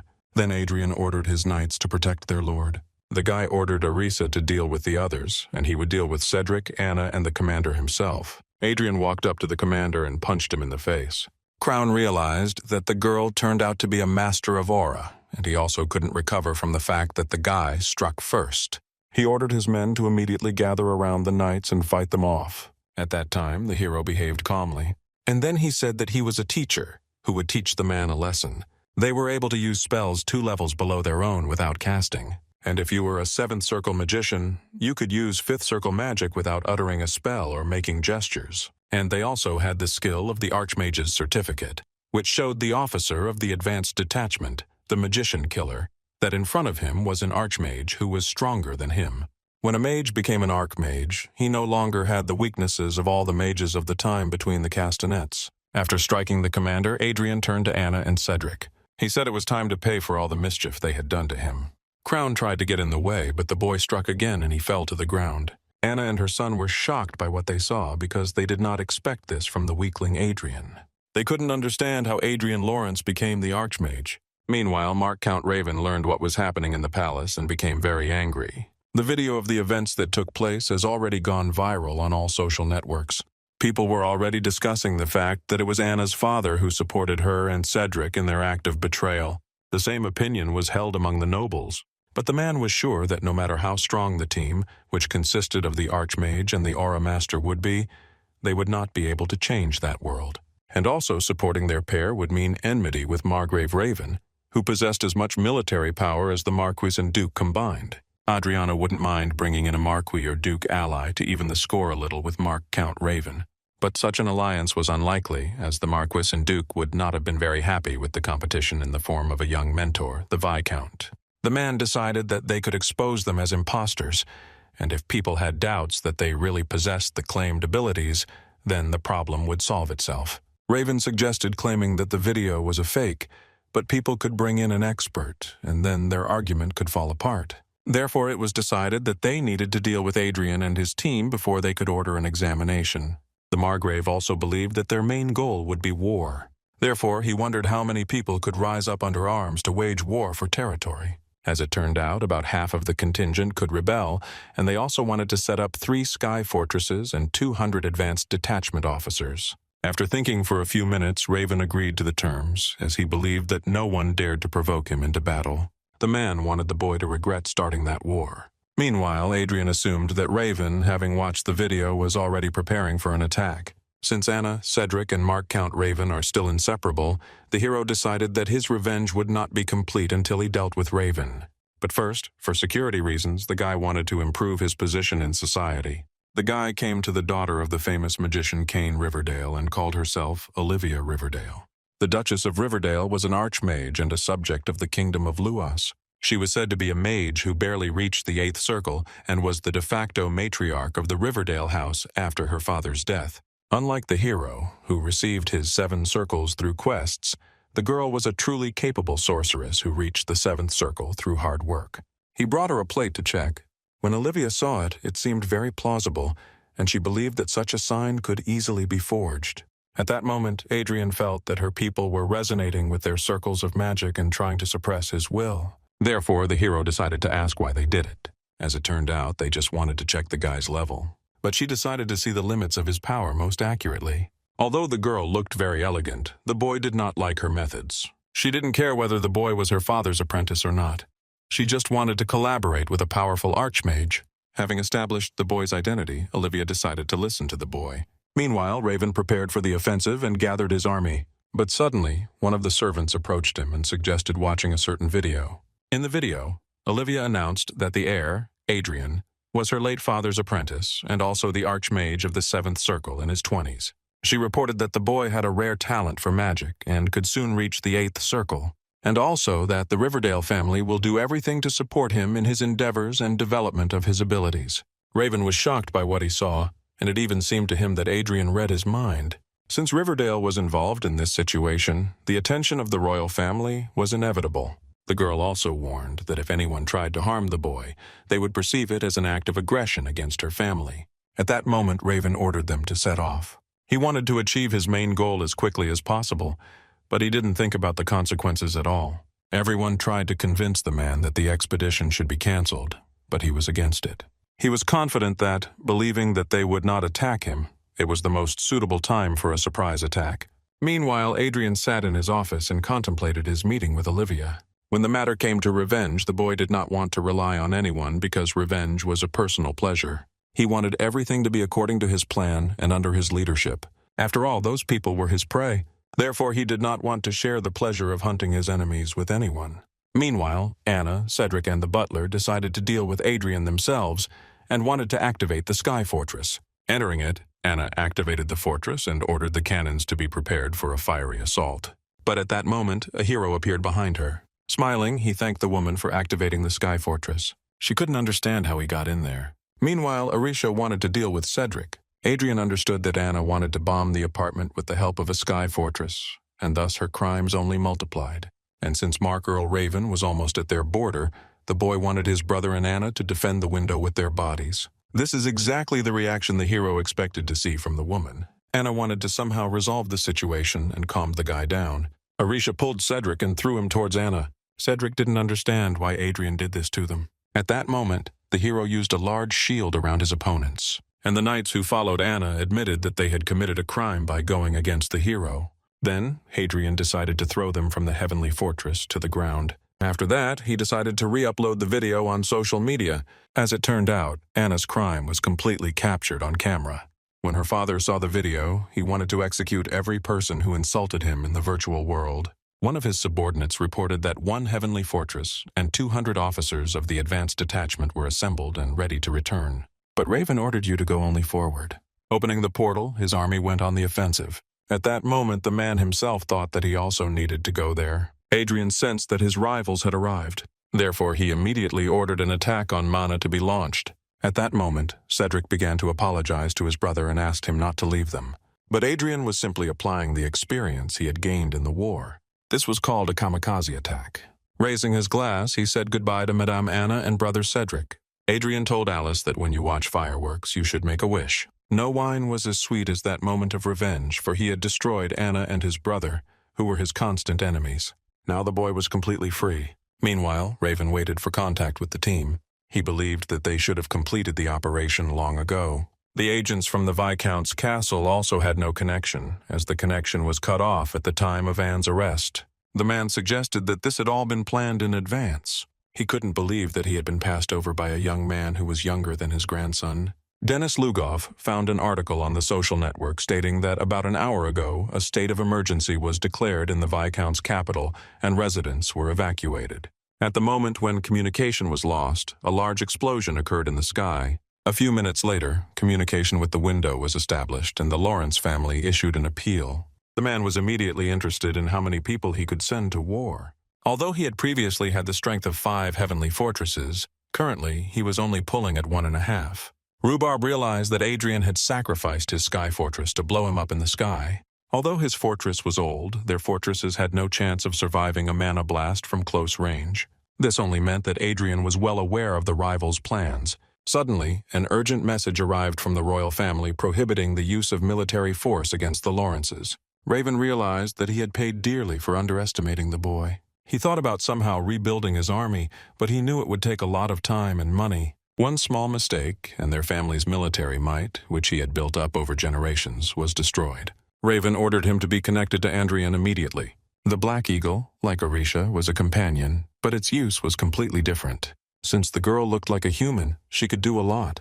The Black Eagle was an additional satellite, and its function was limited only to combat support and reconnaissance. Adrian thought Raven was very impudent, since he dared to call him. The man admitted that the boy was very smart, but he didn't think his luck would last long. Adrian revealed that Anna and Cedric were dead, and also warned that he would continue to take revenge. The man was not going to forgive the boy for the death of his family, but Adrian paid no attention to his words. And then he said he had a surprise for him. Adrian said that the 10 spells of the 7th circle were pronounced simultaneously, and most likely, even the vaunted shield of Raven Castle will not be able to repel such an attack. At that moment, an eagle approached the building. This was Adrian's gift to Minecraft. The building in which the man was located collapsed. William approached Adrian and informed him that journalists were waiting for him in the conference room. Previously, all the servants in the house had looked at him as a weakling, but now everything had changed and everyone bowed their heads in homage to the Lord, but trembled in his presence. Adrian managed to say goodbye to his past in which he played the fool. Now the second stage of his beautiful life has begun. Adrian went to give an interview. He answered all the questions that people were interested in. Thus, in a day, 1 million subscribers appeared on the guy's channel. William was worried that people were blaming the boy for attacking an influential nobleman. But Adrian believed that there was no point in thinking about people's reactions. After all, at the present time, no one could stop him. The incident with Markgraf caused a resonance in the country and abroad. Ravan had all the influence, so some journalists wrote big articles about the guy, but the people were on his side. Nobles treated ordinary people like slaves, but the boy was different and could use the people for his own purposes. His father informed Adrian that he had been ordered to report to the inspector. The guy missed that Mark the Count could have arranged it, or the nobles decided to teach them a lesson. Everyone wondered if the guy had some kind of plan. Most of all, nobles loved money. Therefore, Adrian decided to force them to change their minds with the help of money and believed that many would be interested, even from the royal family. Since the hero has earned a fairly large sum for investment, and if he agrees to pay taxes on that amount, the nobles will immediately be appeased. Everyone was shocked when they found out that the guys managed to accumulate 60 trillion. The guy decided how to spend his money. He had to say goodbye to a fifth of his savings. He decided to purchase sky fortresses for them and hire advanced detachment officers. After some time, the news reported that Adrian Lawrence had paid taxes to the state on his investment income. When Commander Otis saw the news, he was pleasantly surprised. He believed that the boy knew how to surprise people. The man and his wife discussed the fact that he wanted to introduce his daughter to Adrian, but the guy had a very high opinion of himself. The girl liked him too, but she didn't want to be a fixture. Therefore, she decided to earn authority herself, which would be equal to the guy. The girl wanted to find out the fate of Archmage Lucas. The mother tried to calm her daughter down and said that she was doing something stupid. My opinion on the fact that the fate of the magician had already been found by young Lawrence. Because even Riverdale accepted the guy as one of their own. But the royal treasury claimed that all his money was from investments. Suddenly, urgent news broke that the Republic of Prius had announced that its residents had found the fate of Manuel Lucas. The events moved to the Manuel Lucas Tower. The hero's days were scheduled hourly, but he couldn't help but take the time to read the books from Lucas's library. The weapons invented by Manuel Lucas changed the modern way of warfare, but the man himself was a pacifist. Most of Manuel Lucas devoted himself to studying teleportation between worlds. He was single and hadn't even found a foster parent, only the way home. Everyone talked about him as someone who changed this world, but in reality, he had wanted to get back to planet Earth all his life. The guy even wondered if Lucas wanted someone to continue his experiment, so he decided to try to do it. A moment later, a little magician approached the boy. Adrian was curious about whether they would be caught laundering money. Bribing the nobles to cover up the incident with Count Mark was a good idea. The hero attracted a lot of attention. If someone finds out that he took Manuel Lucas's entire inheritance, he will have a very good chance of losing everything. Meanwhile, the city was welcoming a national hero. It was Louis Fairmont. That year, he turned 29 years old. The guy was an intellectual agent of the Prius Republic and the son of President Cartro. The second-generation tycoon shamelessly used his father's name. The task of the fake meeting master was to make someone behave like the lucky person of meeting the Archmage Manuel Lucas and distract the world community from the hero. This operation could remove any doubts people had about Adrian and buy time until he reached the 9th circle. Adrian had no regrets at all. He didn't think it was right to leave the name of Archmage Manuel to someone like a boy. The Republic of Prius was considered one of the 4 major empires of Rondel. But in reality, corruption and deals between politicians and businessmen were destroying the country, and the state perpetrators and the press were the ruling dogs. They were no different from the dictatorship where the president held office for 14 years. Adrian hoped that no one else besides Louis and the carton would fall victim to such incidents. When the bomb called the lying Lord of Happy Meeting explodes, Louis and the president will have a very hard time finding a safe place. In this case, the operation will reveal many victims who are not at all guilty. Therefore, the hero asked the little magician to help him recognize them. The magician, in turn, asked about the deaths of Anna, Cedric, and the Markgraf. Their task was to prevent casualties, so there was no mercy even towards the enemies. At that time, Adrian was at level 205, so taking the Arisia and the Eagle, he went hunting.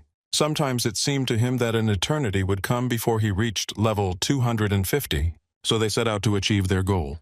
Meanwhile, rumors were spreading in the palace that the young lord was planning to acquire 5 celestial fortresses. They did not understand how this was possible, because the maximum number of celestial fortresses that a viscountcy and barony could possess was limited to only 1, and Lord also wanted to bring into line the military restrictions on the Vanguard's power tools. People also didn't understand whether it was normal to have so many lords in one family. Hadrian was not just a new great nobleman, but one who would be endowed with appropriate military abilities. In other words, a new power has emerged in the kingdom of Reinhard. Because most of the people in the Lord's castle were on Anna's side, at the time when Anna was not there, they understood that they were walking on thin ice every day. And although the people of the Lawrence family did not want to catch the young lord's eye, since they had many sins to their credit, they also weren't going to leave work, since the situation was good and there was a possibility of tomorrow. One of the maids came to Arisia at her request and brought her a snack. The servants quarreled among themselves because many wanted to serve Lady Arisia. Despite her fearsome title of Aura Master, Lady Arisia had a very gentle nature, and also a soft smile that she often hid. The maid believed that the girl was just a human being, but the fact that she was able to obtain the title of Count was incredible to her. Then she decided to ask Arisia a question. She wondered if young Lord Adrian wanted to dismiss the castle's managers. Arisia replied that the hero was a very kind person, but he could not stand it when anyone suffered because of him. Hearing this, the girl was delighted, but Arisia added that the boy was cold towards those he considered his enemies. And then I asked if the girl belonged to this category. In an excited voice, the maid replied that she had no such intention towards the lord. At that moment, Adrian entered the room. Seeing him, the maid immediately ran out into the corridor.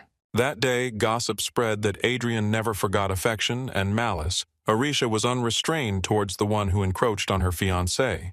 When the war against the Kwasan Empire was in full swing, despite the increased level in the game, there was one more thing that really interested the hero: searching for talents with great potential using his magic points. So he decided to give his 2 talents the opportunity to gain more experience. At that time, there were 4 officers serving with Lopez and Eric who were members of the Gifted Talent Institute. Therefore, they were sent to the royal castle for an investigation by the Audit and Inspection Commission for the nobles. Adrian ordered his team to catch a glimpse of those who ruled the country with their own eyes. Arriving in the capital of the Kingdom of Reinhard, the hero told you to prepare. Arriving at the royal government building, people gathered at the door to see the lord and his team. But the powerful class didn't like the fact that people came to see Adrian. But as it turned out, the hero was likable among the nobles, as he earned his place through his own merits. He was informed about this by Baron Harris, who was the chief manager and leader of the noble inspection. Realizing that he had said too much, the Baron apologized to Adrian and asked him to forget everything. Adrian handed him his business card because he thought about appointing a talented manager who could take care of everything without any problems. Therefore, he suggested that Baron become him. After entering the building, they walked together to the investigation office. Only Lawrence and Madame Klein were allowed to enter, and the others had to wait in the lounge. The Baron warned the hero, however, to be careful. Adrian didn't know what was going to happen there, but the chief inspector wasn't happy with him. When they went inside, they saw many men sitting at the table in front of them. Among them were the chief inspector of nobles, Douglas Hemington, and the second prince, commander of the royal guard, Lucan. Adrian and Arisia came closer and bowed their heads to greet the commander of the royal guard. Luke warned that he would be conducting this inspection. At this moment, the hero felt that one of the people present was uncomfortable. Sitting down, Luke suggested that the inspection begin. The check was routine, and the guy was sure that even if they had something against him, he had an alibi at that time. Therefore, they had no choice but to call the boy a viscount. The men began to argue among themselves about this. The guy was even a little nervous, as his relationship with one of the people present was tense. At that moment, one of the men decided that there was no point in continuing the investigation because everything had been clarified. But Hamilton believed that Raven was a strong enough force, so he did not want to give in to Adrian. Prince Luke suggested that Adrian switch sides before his brothers did. At that moment, the hero understood the true purpose of the prince's stay there. Since the first principal was already crowned, and the second prince became a master of the aura, they were on equal footing. But the idea that the second prince had gone this far while the first prince had full right of succession and status only meant that the forces were on Prince Luke's side. The army of the Mark Counts was broken in half, but this was not enough to resolve the situation. Therefore, the problem was not only in the abilities of the guy and Aricia, but also in the fact that Adrian was quite rich. They were the main players in the arena who could upset the balance of power. Far from being the best player on the political field, and his title was still unofficial. But Luke believed that if Lord joined him, he would appreciate his status and work in the last war, and will help Adrian obtain the title of Marquis. The offer seemed very interesting to the hero, and he realized that he was truly important to Luke. Besides, there was such a magical aura master next to the guy. Adrian wanted to think about the prince's position, but Luke added that wizards should be careful, especially those who have hidden this life of theirs. Therefore, the prince gave the boys a week to think about it, and then he asked if he thought the crown belonged to the one who had the right to it. If the rightful heir gains the crown, the kingdom will be in existential danger. Luke was also captivated by Aricia's beauty and skill. The prince expressed his hope that they could duel in the future, as he had never met a female aura master. One of the men whispered to the boy not to think and just accept the offer, because the prince was not used to accepting rejections. Leaving the room, Adrian offered Aricia a snack. One of the men heard their conversation and approached them. This was the first Prince Michael Wang, the supreme mage of the Fifth Circle. No one present noticed him because of the spell that changed his face, but Adrian immediately understood who the boy was. But he decided that he shouldn't make an enemy of the prince, so they went with him for a snack. As he followed the prince, Adrianu pondered the fact that he had never seen a person with 3 very high talents in his life, and the combination of his fortunes was even higher than in Aricia. However, in addition to the 3 very high-level talents, the first prince had 2 more high-level talents. His mana was low, but thanks to his wisdom, he could become a mage supreme. Adrian reported that the boy was an even more mysterious personality than his younger brother. They approached the teleportation room. The hero believed that teleportation magic could not be used inside the palace because there were spell blockers throughout the territory. The prince turned off the magic block and suggested we move on. Then the boy realized that the first prince was no ordinary man. Upon entering, the prince announced that they could now speak freely, and by pressing the button, the magic blocking everything from the outside was active again. Adrian was sure that the second prince definitely did not know that the first prince was playing with the defense system as he wanted. The hero extended his hand to the prince because he considered it an honor to meet him.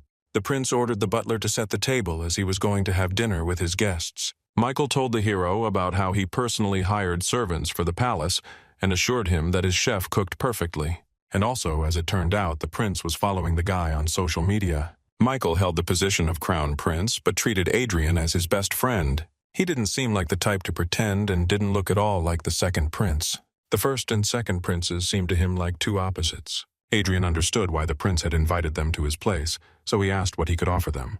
He was going to make a profitable offer after ascending the throne, and he also did not stop the hero from obtaining the title of Viscount. After all, he understood that the title of Windows was not so easy to obtain when the power was divided. The reason Michelle didn't promise the boy titles like Prince Luke was because they were all empty promises. After all, it didn't matter. You could easily get past him here if the other side objected to it.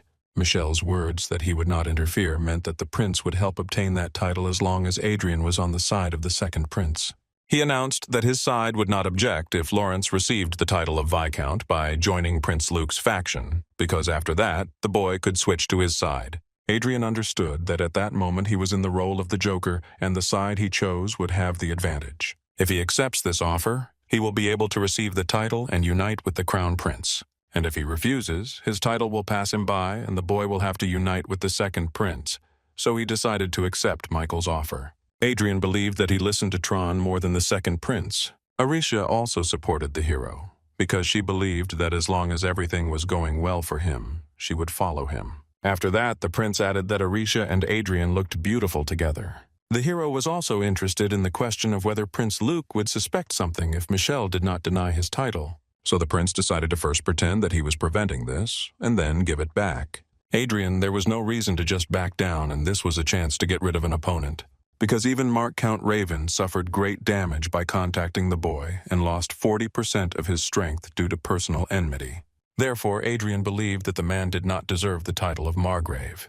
Therefore, the hero wanted to take away the title from Revan in exchange for granting him the title of Viscount. After all, he derived the greatest satisfaction from destroying hostility at its root. The guy wanted to get his title of Windows and for his services in the war. Therefore, it was the most suitable time to promote one of the counts who had also achieved success in the war. The Crown Prince was surprised by the boy's proposal. He asked who the hero had met on the prince's side before meeting him. Adrian reported that it was Baron Walken who took him to Prince Luke and Viscount Hemington, and there were also 6 other inspectors there for his interrogation. Although Adrian could not read minds, he could read people with the help of his glasses. So I understood Michel was confused, fearing that his plan had been foiled because Adrian spoke about him verbatim, and the prince didn't even mention him. Thus, the prince appreciated the hero's impressive abilities. Mikhail held out the phone to contact Adrian. It was a secure device that no one could listen to, and they could communicate safely through it. After that, Adrian and Aricia set off back. They moved to a warehouse near the entrance. Not far away, they saw William and one of the boys from the team. As Adrian got closer, he saw that they were hiding something behind their backs. These were stocks of Sir Adrian and Madame Klein figurines, which were sold in the souvenir shops inside the castle. Meanwhile, the news reported that in the Empire, the tax rate on Prius had increased by 12%. Brutal corruption progressed, forcing the island of Rhesus to try to become a republic. The hope of the republic lay in the hands of the lucky recipient of the fortune, Manuel Lucas, son of President Louis Fairmont. The question is whether the president's son was really able to obtain the fate of Archduke Manuel Lucas. The events have moved to the palace of the Brigham Empire, the Golden Dragon Castle. The Emperor of the Empire, Edward, believed that they deserved a greater fate, because they invested a lot of resources and energy in the search for their destiny. The head of intelligence was Countess Elfrida. She wasn't sure Prius would really get the part. As she looked at their investigative process compared to them, they approached it with very old methods, and there were also many other nuances that did not match the search options. Therefore, the woman suspected that someone else had discovered Lucas's fate and had brought it upon the Prius Empire to divert attention. She believed that this person could already attract attention to himself, or there was some other obstacle to this. Therefore, they needed to examine all possible options in detail. The person who truly controlled Manuel's destiny had manipulative skills on a national level. The king believed that there were 4 countries that could do this: the Croizen Empire, the United Kingdom of Elysia, the Kingdom of Lucia, and the Kingdom of Reinhard. And he also heard that a young man appeared in the Kingdom of Reinhard, who reached the 7th circle at the age of 20. And after his appearance, the country became very restless, and the Kingdom of Lucia recognized him as a secret disciple of Riverdale. But the news said that many stock exchanges confirmed that the boy was fine, and there was no evidence that he had the same fate as Lucas. Once upon a time, there was someone in their empire with a greater talent than Adrian Lawrence. And since the Kingdom of Reinhard already had problems with the heir to the throne, it was not profitable for them to lead everyone by the nose. Therefore, the king ordered increased surveillance, including the royal family, and also to send a serious warning to the empire, because the fate is the property of their country, and they wanted to show the whole world who they really were. The king believed that the destruction of the country for the sake of the Archduke's fate was a very small price to pay. He also ordered to connect with the young man from Reinhardt and offer him immigration. The man believed that he would be better off as a count in their great empire than where he was now. The events moved to the home of the High Lord of the Northwest, to the eldest daughter of Margrave Cascabel, Isabella Cascabel. The girl told how Adrian locked his brother and his mother in a flying fortress and killed them because they bothered him. Everyone present could not believe what the girl was saying because they considered the guy to be a smart lord. One of the men asked if this girl was bothering him, because she was the one who bothered the hero the most. But she didn't think Adrian would easily be able to get revenge on them. After all, times have changed, and it was no longer the same side when they trembled in fear before one great magician and aura expert. The girl understood that it would be difficult to strike any direct blow if Adrian became a count. But since Isabella was summoned by her father, she could no longer continue the conversation and went to him. Along the way, she remembered Adrian and his shining silver hair and blue eyes. His appearance was hard to miss, even at the academy where many of his fellow students were gathering. Previously, no matter what they did, Adrian didn't react to it in any way. But when it came to just a little person, he stood up for her. The girl always really liked Adrian because she saw his handsome face. She believed that she would not be able to harm the Count without any political endeavors, to a girl who had led the social circle in 6 generations of the Margrave family. When she came to her father Mark, Count Cascabel, she heard that His Majesty Luke had promised Adrian Lawrence the title of Marquis. Isabella couldn't believe what she was hearing, but Luke believed that Sir Lawrence fully deserved the title. Moreover, the guy became a magician of the 7th Circle, and next to him was a talent with the potential of a Grandmaster, who was equal to the power of a magician of the 8th Circle. Therefore, the father ordered his daughter to take advantage of her position in society and establish a connection with him. The girl was outraged by what she heard, but she couldn't do anything about it. Returning to her team, she ordered them to listen to her immediately. But when I saw that they were all already drunk, I realized that I had to rely only on myself. The first thing the hero did after returning from the royal palace was finally go online and play Chronicle. He decided to disguise Arisha even better because if anyone recognized her, there could be big problems. After that, the hero had a conversation with the original accountant, who asked if Adrian planned to enter the military industry. Grant had 3 high-ranking abilities like his father. Therefore, Hadrian decided that the military industry would be a great prey, and that was his plan. Adrian decided to start with a tool for the avant-garde. Currently, the production of equipment for the vanguard is divided between 3 families in the Kingdom of Reinhardt. The equipment for the vanguard was made under the supervision of powerful people in the kingdom. The accountant believed that those in power at that moment would not tolerate such a thing. But Adrian did not consider this a threat and initially wanted to make a similar technique, or one that was less powerful. There were only 4 great magicians in the Reinhardt kingdom, and only 2 of them could create such a technique, and it was a flying fortress. Therefore, the guy wanted to give it his all and was looking forward to starting work. During a conversation with his father, Adrian said that he decided to accept the second prince's offer because he saw no reason to refuse. The father was surprised because since his son returned from the war, there had been no day without surprises. The hero also reported that the title of Marquis was not enough, and he wanted to become king of the entire country and start a harem. The parents didn't know how to react to the boy's words. After all, his girlfriend was sitting next to him. Adrian told everyone that Arisha was his lover, whom he wanted to marry in the future. The guy also warned that he would soon be given an important assignment, so he would like to continue the work that had been postponed.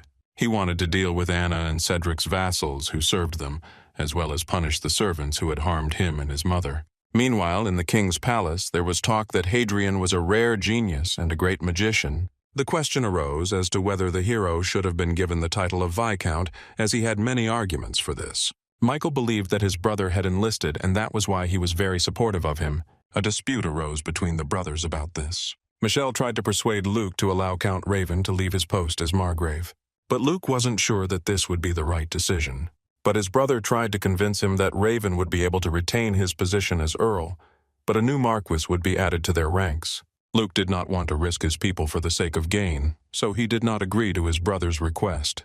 Michelle decided to make another suggestion. The boy hoped that Earl Otis, who had made a great contribution as commander of Lawrence, would be appointed Mark Earl. Michelle admitted that the hero made a great contribution to that war, but believed that half of the boy's merits belonged to his commander, Count Otis. Luke thought about his brother's proposal. The king stopped their conversation and told them not to argue with each other. He decided to accept the requests of Crown Prince Michael and Prince Luke. A few days after that, Victory Day arrived. Adrian and his family arrived at the royal palace. The hero wanted to dress Arisha in a dress too, but a little later. Suddenly, several people approached the boy. It was the noble Viscount Doherty, the nobleman Viscount Parma, the noblewoman of the Viscountess Karma, that noblewoman Viscountess Rani. Seeing them, the hero smiled and felt as if he missed them. But when he returned, he said he would talk to them later, when he had enough time. The boy's mother asked if these were his friends. As it turned out, these were the hero's classmates, with whom he was not exactly good friends. Arisha immediately understood that the guy didn't like those people, but he decided to deal with them later. At the entrance, the Lawrence family was met by a butler and offered to show them to their seats. Their seats were at the table in the front row, so everyone was looking at them. Other nobles approached the Lawrences and asked many incomprehensible questions. Adrian realized that all the high-ranking aristocrats were aware of his new title of Marquis. At that moment, Count Raven passed him by. Seeing him, Adrian realized that the man had already been warned about the changes that were to occur. Meanwhile, the Victory Day celebration ceremony was beginning. The king announced that Count Otis was being awarded the Order of the Golden Lion, the border city of Ort, and he was also appointed Border Margrave of Aegis. Adrian realized that the count was also on the side of the crown prince. Next to the hatch sat a man who was known as the sword master in all the kingdoms, Marquis Vincent. The hero felt that the aura experts of that kingdom were very interested in Orisha. At that moment, the king invited Hadrian and Orisha to his place. Adrian Lawrence was granted the title of Marquis and the lands of Merinkoff as a residence, and Orisha was granted the title of Countess and the land of Clendale as a residence. In addition, they presented each new lord with titles in the heavenly fortress. Orisha and Adrian thanked for the award. The guests were shocked, as they did not expect the guy to be given the title of Marquis so suddenly. Rising from his knees, Adrian thanked the crown prince and second prince for the kindness shown to him, and also expressed his gratitude. The guy said that there was one thing he really wanted to do when he became an aristocrat with a name. Calling his classmates by name, the hero declared territorial war on their families. Everyone was shocked by what they heard. The king of the kingdom in those days felt a lot of excitement, which was associated with the heir to the throne. He was worried that his sons were divided and each wanted to become ruler. Therefore, the news of the territorial war simply drove the man crazy.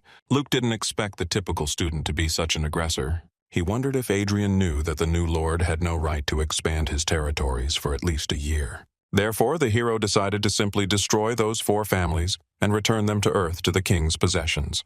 Luke was very disappointed with the boy's behavior, and he wondered what would happen next. But Adrian himself expected this reaction. Even before the holiday began, everyone was in a hurry to exchange greetings with the family, but after the guy's words, no one else came up.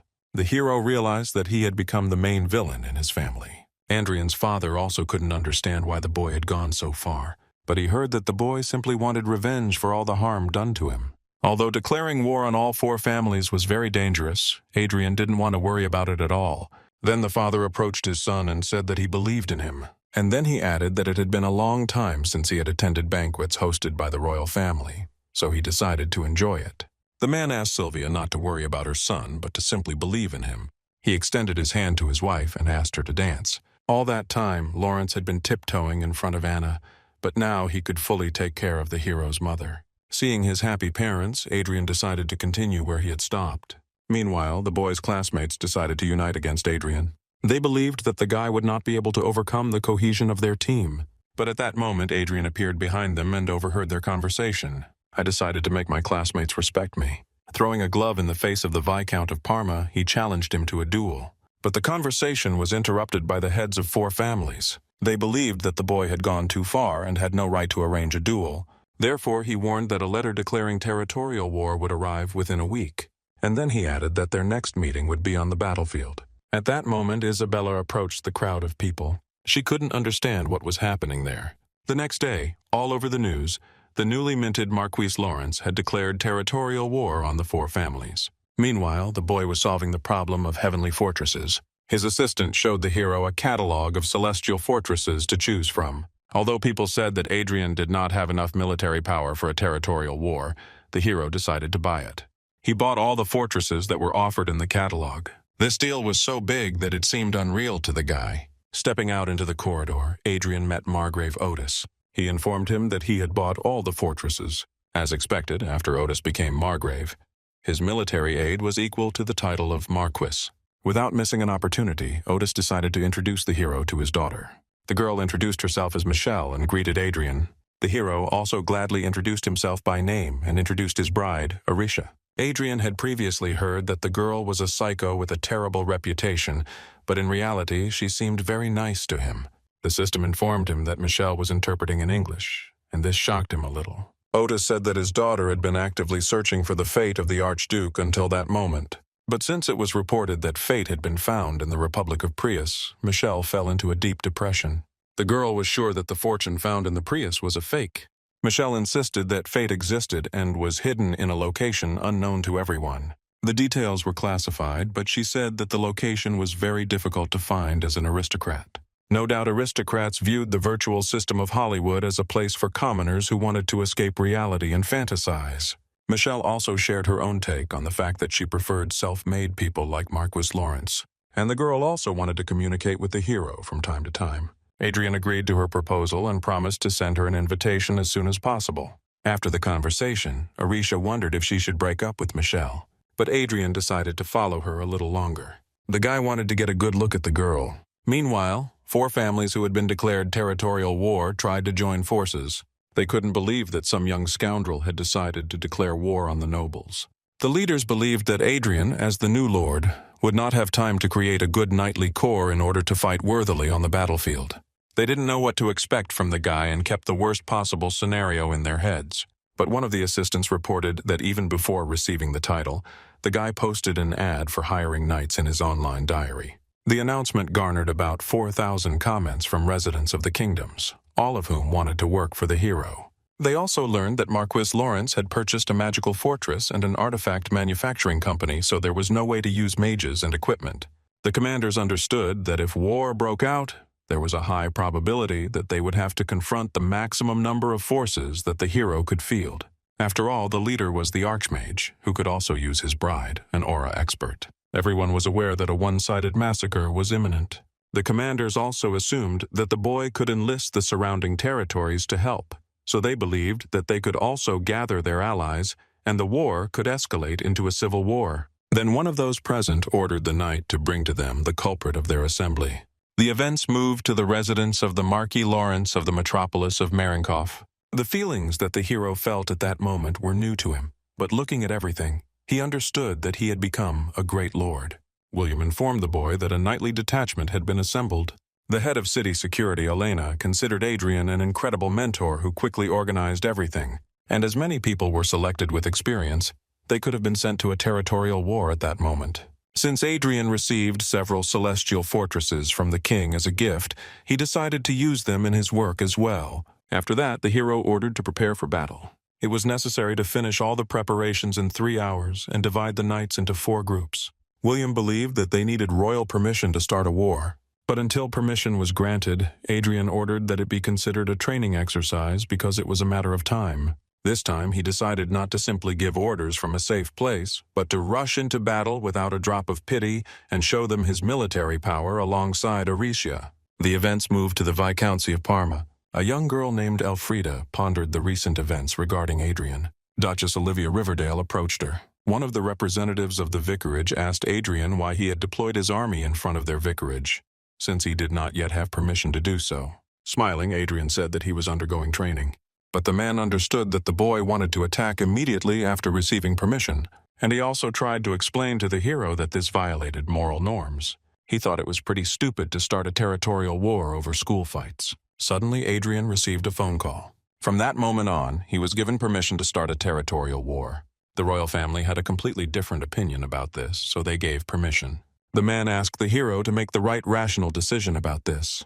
The only chance to survive this battle was to surrender. From that moment on, Adrian and Arisha joined the front lines. The guy decided to leave command to Perseus.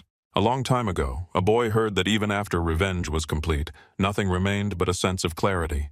And in the end, revenge begat revenge. But his opinion differed from such a statement, because nothing gave a clearer sense of purpose than revenge. Starting with Anna and Cedric and ending with the thieves from the academy, the boy believed that destroying their existence would be his starting point into a new future. And most of all, he enjoyed watching his enemies writhe in pain. Lawrence's military power exceeded that of his competitors by more than twice, and there was also an aura expert and an archimandrite.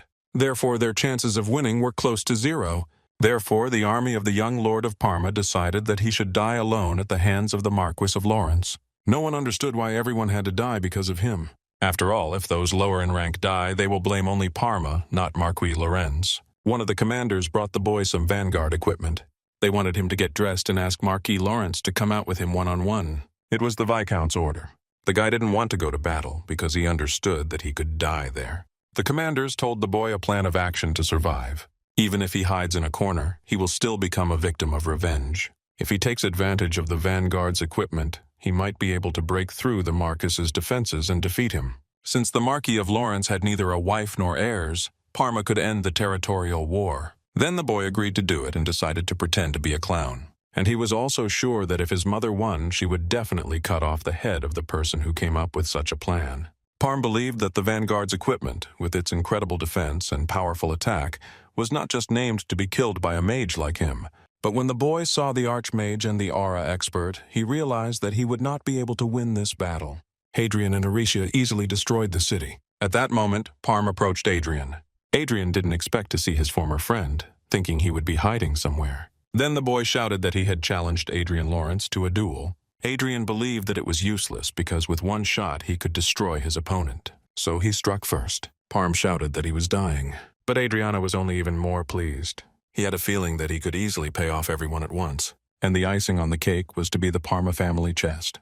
The hero stood before the boy and told him why he decided to take revenge. His classmates tortured the boy mentally so he couldn't take it anymore. But Adrian did not let Parma die peacefully, so he healed him again. He didn't want the boy to die from simple bloodshed. The battle between the Marquis of Lawrence and the Count of Parma lasted only 30 minutes. Meanwhile, Alfred was talking to Olivia about Marquis Lawrence. Both girls wanted to visit the boy and establish contact with him. They were informed that the war had already begun, so the girls decided to watch the hero. He was so good at his abilities.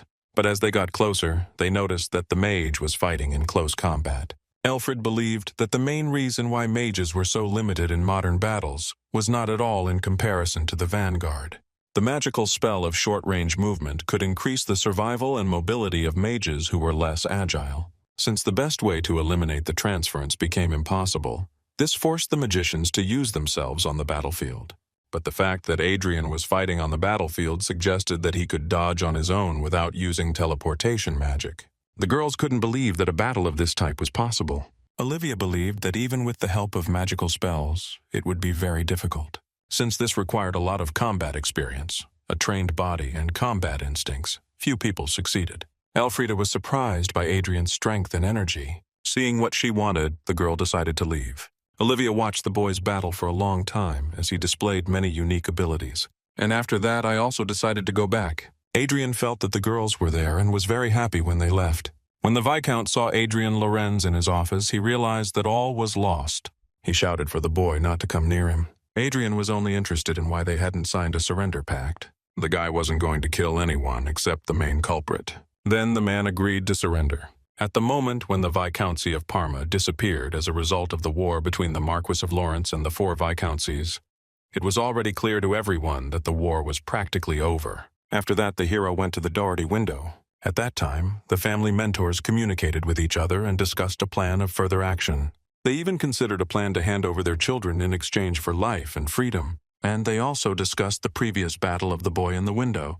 Viscountess Ranier knew with certainty that they had no chance of winning that war. Therefore, she suggested changing the plan method. At that time, all the armies of the Vixens arrived in the teleportation zone. They wanted to use the advantage of time to seize the building and take citizens hostage. If this operation is successful, the tide of the war will turn in an instant, so they wanted to do it at any cost. When the operation began, everyone rushed into battle. They set off for the celestial fortress of Marquis Lawrence, and the guy in turn waited for them with dignity. Then the commanders realized that the operation had been declassified. Adrian was able to teleport the entire army to some incomprehensible place. The hero ordered the rival army to immediately lay down its arms and surrender. He explained that in this way everyone could save their lives, but the rivals believed that the war would end if they managed to capture the Marquis of Lawrence. Adrian did not expect such a turn of events. Then the entire army attacked the boy. At that moment, Aricia came to the rescue. But Adrian was not frightened by such pressure. He was amused by the people's courage. Therefore, he decided not to give in and used a fiery explosion, and also used the aura from the avant-garde weapon around himself and a stronger shield from the 5th circle. The territorial war of the Marquis of Lorraine against the 4 windows ended in just half a day. The last push was a lone operation, and the windows had no chance of winning, so the hero was able to quickly capture all the castles. A few days ago, after the end of the war, the hero met with his classmate Katrin, who was also insulted by everyone at the academy. He forced his enemies to apologize to her as well. The girl had a very hard time, and she even had to leave the academy because she started talking to Adrian, who everyone was making fun of. The hero also wanted to force Isabel Cascabel and Folo Brooks to apologize to them, but due to political reasons, he needed some time. Then Adrian shared with Catherine that she was his savior, so he offered her a job with him. Catherine became one of the maids. From that moment on, every day of the girl's life was simply wonderful, and she enjoyed every moment. Michael, meeting with the hero, expressed his admiration for the right thing he had done when he attracted Adrian to his side. After all, the disappearance of the three families who supported the second prince led to a successful conclusion for them. But in the process, one family that supported the crown prince disappeared. They discussed how Luke felt they shouldn't have gone so far towards the nobles who were on their side in order to get revenge. The second prince said that Earl Brooks and Mark Count Cascabel had committed the same sins as the window dressers and therefore should also be destroyed, and also decided to close the eyes of Nadia the guy this time. Michel believed that this further narrowed the gap between them and the second prince's faction, but winning by a small margin wasn't what he wanted. The prince believed that if the country's forces were in decline due to civil war, then their enemies, the Kreutzen Empire, would once again show their unhealthy ambitions. It was for the sake of the complete victory of the crown prince that his betrayal was planned. Adrian wondered when he would have to start the operation again, but Michel decided to wait a bit. Then Adrian shared that the second prince continued to court Arisha, and at this rate he could create a problem himself in the future. Michel apologized to the boy for his brother's behavior. He believed that his brother's self-confidence had become excessive since he became an aura expert. To solve the problem, the prince suggested that Adrian hold a wedding ceremony. The event was moved to the castle of the County of Klein. Adrian considered Michel's proposal. The hero understood that the wedding was the best solution in this situation, but it wasn't something he could decide so easily. Arisha and Adrian were fake lovers, not real lovers. Although the girl belonged to the heir of Archduke Lucas, the hero was sure that she would listen to his decision without any objections. But he didn't want to constantly use her for his own purposes, regardless of her feelings. In the garden, the hero saw Aricia, who, addressing him by name, came closer. The girl got a little carried away training with the knights and didn't notice how a little too much. At that moment, Catherine approached them. She reported that the second prince had said that he wanted to meet Lady Arisha. Adrian was shocked by what he heard because he did not expect such a turn of events. Arisha thought the second prince's gaze was like that of a pervert, so she didn't want to associate with him. At that moment, a knight approached them and greeted Arisha. Adrian wondered what brought him to visit him. Then, bowing his head and holding out flowers, the boy invited Arisha to dinner. This made Adrian very angry, and he announced that he would not remain silent if anyone else came with indecent proposals to his bride. And then he added that the knight should return and report this to his majesty. When Luke found out that Adrian had forbidden him from approaching his fiancée, he was very angry. The prince's aides tried to convince him that the boy had stopped and not provoked the Marquis of Lawrence anymore, because it could have ended badly. They believed that the girl could be obtained when the prince ascended the throne. Luke liked this idea. Also, he decided to take up the upbringing of Marquis Lawrence, but decided to postpone it. Now he has another compelling reason to take the throne. Since the territorial war was over, Adrian felt quite at ease. Jewelry, precious metals, and works of art, everything worth a penny, were taken as loot. The hero stole assets from his enemies and enjoyed their wealth. But the greatest gain of that war was the hilt of the heavenly sword. Anyone could tell that this was an extremely important thing. The sword was made of orichalcum, a rare mineral that was mined in organic quantities, about 500 grams per year, in the sacred lands of Everhill. He alone was worth more than the heavenly fortress. Since the hero was thinking about visiting the Holy Lands, he decided to study this topic. Adrian had been so busy with work lately that he could only spend 3 hours a day playing. Because of this, he barely reached level 205, so he decided to focus on raising it. First of all, the guy transferred all matters that did not require his personal presence to subordinates. For talent selection, Adrian put glasses on Aricia in reality and asked her to continue the work while he played.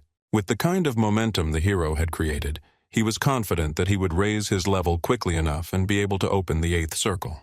But suddenly Aricia announced that they had discovered a talent of a very high level. That talent had divine power. A unique feature of the nature of holiness was also revealed. Arisha and the team went to meet the talent. When they arrived at their destination, they saw a lovely young girl in front of them. It was Everil Barnett with divine power. In Rondell, there was only one God and one religion. There they worshipped the creator of that world and the being known as the one God, and the teachings about that one God were called Sepalism. The center of Sepalism and the place where its leadership was located was called the Holy Lands of Everhill, and they were ruled by 3 holy kings, a holy and holy. The holy king oversaw the general administration of the church. The saint watched over the army, including the holy knights themselves, and the saint watched over all the priests who performed divine miracles in the world. Meanwhile, Adrian invited a new talent to his place. Approaching the girl, he called her by name and felt that she truly had the nature of a saint. The girl worked part-time in a store due to family difficulties. She dreamed of becoming an administrative official. Adrian informed her that her talents were not suited to the position. After all, she had a talent for divine power, and her nature was so amazing that the girl could achieve the status of a saint. But it was impossible to become a saint with only potential. The holy knight who received the blessing of the one god Sepia was chosen from the holy royal family by blood. But the saint and saints were chosen only by God every 50 years, regardless of their status. Because when choosing a saint, you need to present yourself well, speaking on behalf of God. And since God sent such a talented person to the hero, he decided not to sit idly by. Having studied everything, Adrian learned that the election of the saint would be held very soon, and he was going to provide Miss Everill with his full support. The hero knew that 7 of the 10 saints had previously been ordinary people. Such achievements did not come in an instant, but required effort and willpower on the girl's part. Before choosing a saint, I will show her how to study etiquette, theology, and divine magic. But for now, Adrian was thinking of giving her an initial payment of 200 million, and then a monthly salary of 500 million. The boy understood that if he could create the saint with his own hands, it would give him great power. But at that moment, Adrian realized that he had put the girl and Eric in the same room without thinking about the fact that their combination could end up being bad. If Eric, who had the talent and political skills, helps Everill, then can they create their own synergy effect? From that day on, the girl became a member of the family in His Grace's castle, and her parents could visit her at any time. Adrian ordered Eric to take care of the girl because it seemed to him that they had become good friends in such a short time, and the hero couldn't wait for the holy battle. While Everill was getting used to the new environment, Adrian spent all his time improving his level in the game. But the pace of progress was very slow, and it annoyed the guy. And another problem the boy faced was that he began to meet other players more often. One of the players approached the guy and asked where the hero got such an eagle. Adrian shared that it was a wild animal that he had temporarily tamed using taming magic. At that moment, the hero thought about buying all the offered items that helped in battles. He learned that the global gaming market capitalization was 102 trillion. The boy was thinking about buying slaves and building a workshop, or using his last ticket to make a wish. And he was also concerned about the issue of leveling up, but so as not to clash with other players. And yet the hero managed to come up with such a way. Adrian decided to monopolize the hunting grounds. The events moved to the Black Dragon Guild. Meetings were held in the administrative office. Guild members discussed the fact that their country had doubled the game access time limit, and all cash transactions were also blocked. Playing the game became more and more difficult every day. At that moment, the secretary entered the office and announced the arrival of a level 200 magician. He wanted to meet specifically with the guild leader because he had come to propose some kind of deal. The guild head initially refused the meeting, but the secretary convinced her otherwise. After all, the magician brought 10 decathlon hearts as a gift. In addition, he was dressed in the best hybrid gear available at level 200. Everyone was shocked by what they heard because they knew how much it all cost. Considering the potential of the equipment itself, the secretary was sure that he was dressed better than any user of the highest level. The guy entered the office and, sitting down in a chair, introduced himself as Manji.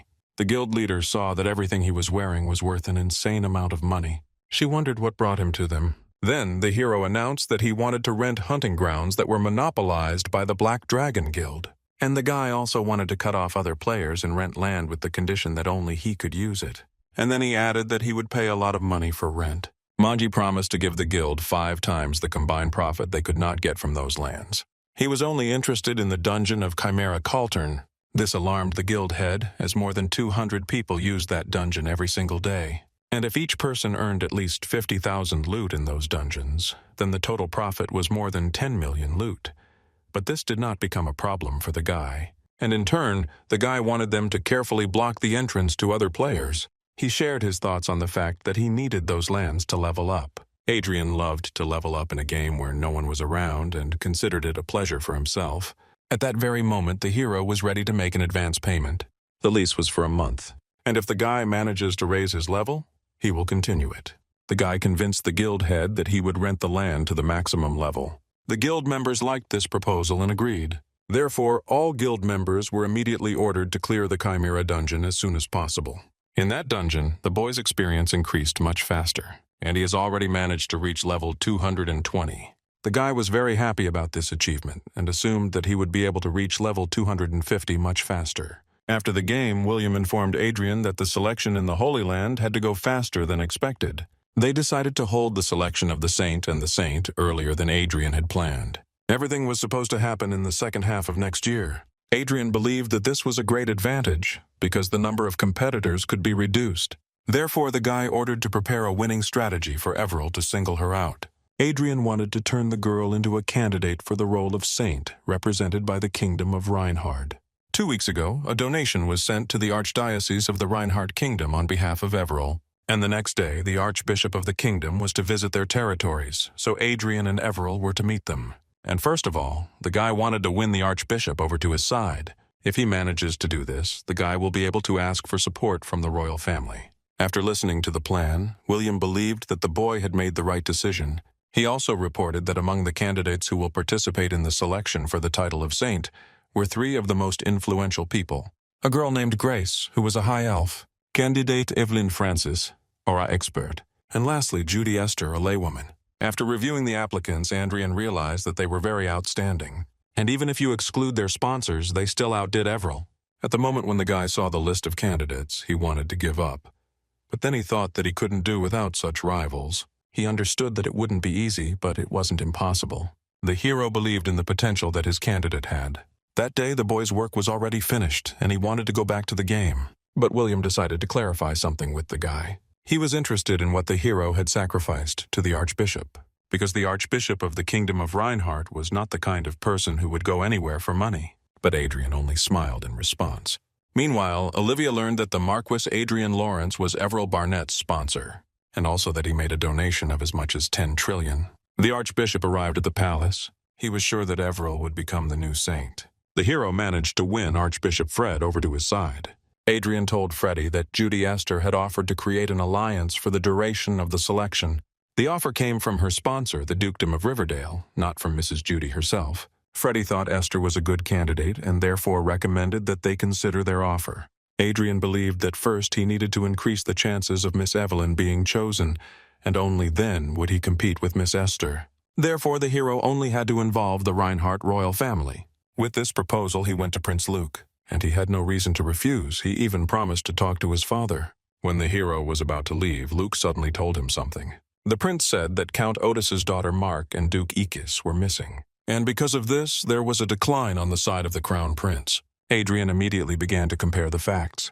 The hero thought that the count was on the prince's side, so the hero pretended that it was great news. After that, Adrian met with Michelle. The crown prince immediately understood from the hero's face that he already knew about the situation that had occurred.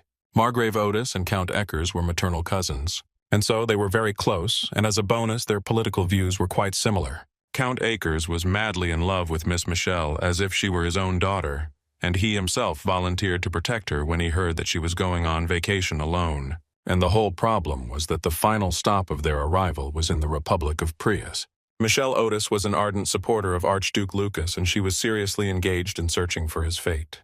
But since everyone had heard that fate had been found in the Republic of Prius, the girl could not accept this fact and went there in search of it. Adrian assumed that it was his fault. Michelle requested the extradition of 2 people through official diplomatic lines and covertly deployed special forces in conjunction with the National Intelligence Service. Adrian understood that if the matter resolved itself, that would be the best-case scenario, but the probability of that was very low. Diplomatic friction was inevitable, but Michelle was willing to take a big loss for the sake of those 2. And in that case, Adrian won't be able to help him. So I decided to go there myself because I was ideally suited to finding them both. The boy wanted to sneak in secretly, hiding his identity, but asked the prince to help him hide himself as best he could. The prince agreed to help the hero and promised to send the coordinates of the place where they were last seen. This was considered unpredictable and illegal immigration. Meanwhile, when Greg and Michelle arrived at the Prius window, they were immediately met by a large army. The count tried to explain that they were simple tourists and did not carry any danger or hostile intentions towards their country. In a whisper, the count told Michelle to run 30 meters away and use the teleportation spell there. And he wants the girl not to worry because he will be able to escape. When the count shouted, the girl started running with all her might. But at that moment, the man saw someone behind him. Meanwhile, the Icarus Sky Fortress was using invisibility magic. Aricia reported that the Count and Michelle had been spotted. Thus, they teleported to their destination. Adrian saw that the Prius Vanguard and the other forces were confronting each other and helping them escape. Wearing a mask, he decided to join the battle. At that moment, the guy used a fiery explosion. With his help, Prius's army was neutralized. Adrian informed the Count and Michel that they had come to save them, and the guy also restored their health. The hero assumed that Michel recognized him. The girl tried to persuade her uncle to let them return, but one of the knights stopped Michel and said that they had to ask her something. They wondered if the girl had received her share of Lucas's fortune. The girl replied that, judging by the form, the fortune was indeed plausible, but after a quick inspection, its content turned out to be more inferior than she had expected. The commander suggested that the fate was a fake, created by the real discoverer. At that moment, Adrian decided he needed to keep his mouth shut. Michelle continued to talk about what she had received online, and I thought that fate was hidden from the virtual world, which was not reality. When she remotely accessed Louis Fairmont's terminal, she was able to learn that he frequently accessed a certain domain, so she decided that this was an entrance to fate. Adrian, listening attentively to the girl, realized that she was so smart that she could really find her destiny before him. After that, one of the knights reported that their commander had invited the Count and Michel to his place. The events have moved to the northern glacier of the Prius Republic. The commander was Israel Oska, the Archmage of the Seventh Circle. He expressed his curiosity about the rumor that the northern lights on the glaciers of the Prius Republic were in the form of a rainbow. The guy approached his guests and greeted them.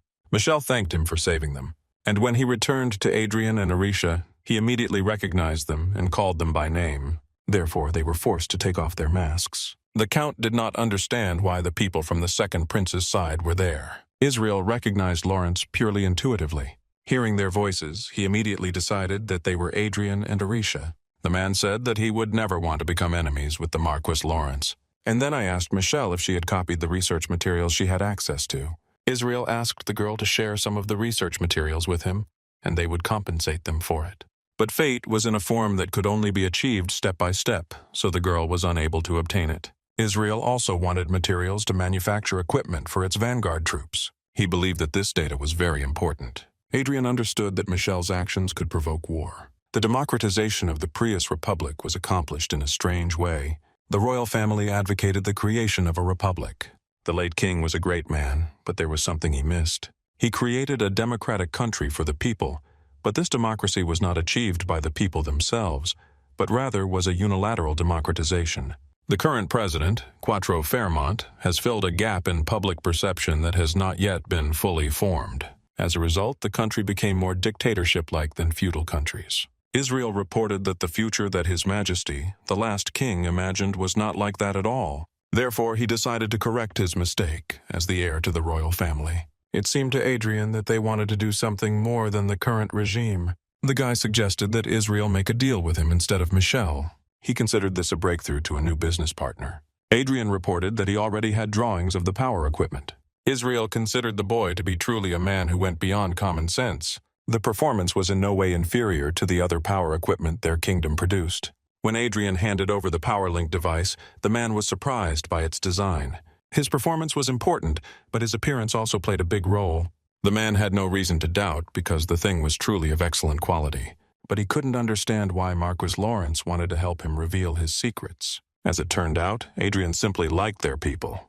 But the conversation was interrupted by the Count, who said that it was illegal to trade technology without the royal family's permission.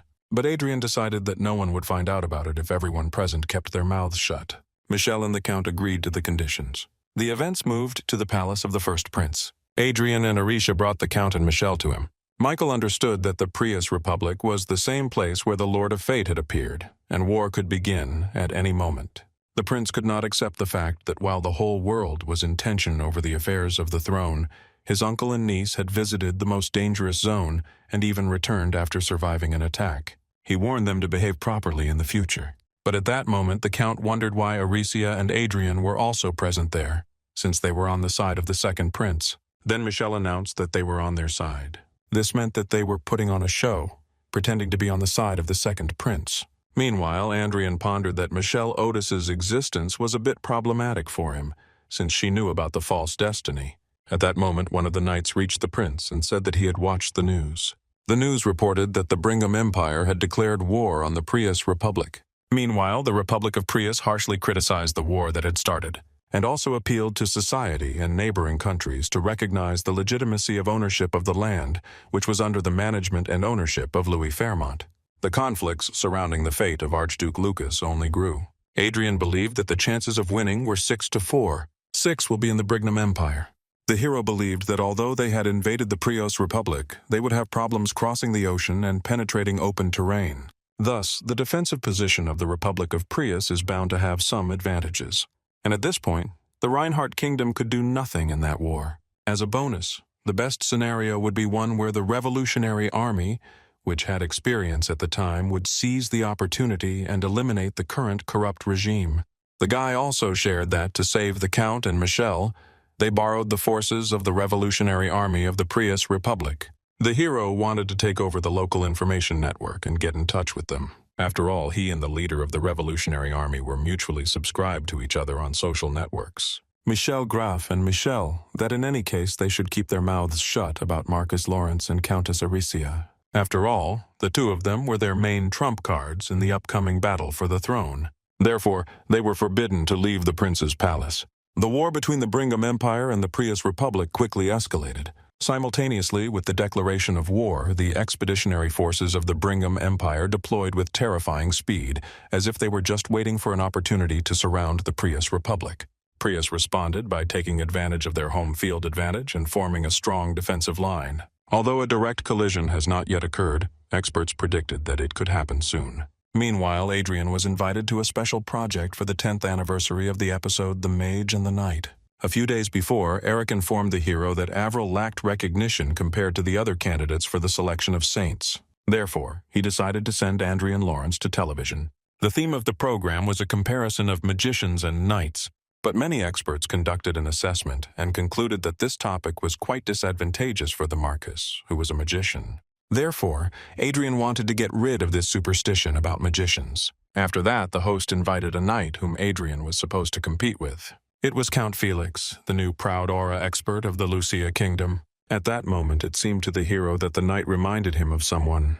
Felix reported that that day he decided to show the Marquise that reality was not as simple as he had thought. Then the hero realized that the man reminded him of Cedric. That nervous battle was heated from the very beginning. They went to an island located in the middle of a beautiful lake where the sparring was to take place. It was a place called Duel Island. That day, experts were specially invited to observe the sparring and draw conclusions. Knights armed themselves with magical equipment, while mages fought with their bare hands. But Felix was ready to fight even in his usual gear. When the countdown began, the battle began, and Felix attacked the hero. But at some point it turned out that the aura expert was the loser. After the game ended, Adrian ordered Avril to heal his opponent. When the girl came up and the healing began, everyone was shocked by the energy that was raging in the hall. As everyone began to ask about the girl, Adrian reported that she was a priestess of the bishop level, but recorded as a vassal of their marquis. And he also reported that Miss Avril planned to participate in the selection of saints. Adrian was delighted that his plan had worked and everyone had found out about Avril. Although she showed so much for a short time, she attracted a lot of attention. And Adrian realized that Eric was a very worthy employee. Meanwhile, Avril followed Sir Adrian's words and worked hard to prepare for the Saints competition. But she was worried about whether she would really be able to handle such a big task. After all, until recently, the heroine was simply working part-time in a store. One day, the girl decided to go home to visit her parents. Entering the apartment, she saw many different people.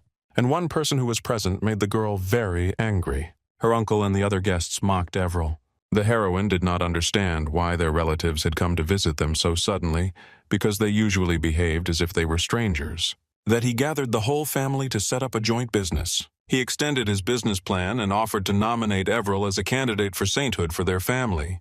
The father and mother stood up for the girl. They understood that the relatives wanted to make money off their daughter. A fight broke out over this, as the brothers tried to win them over to their side.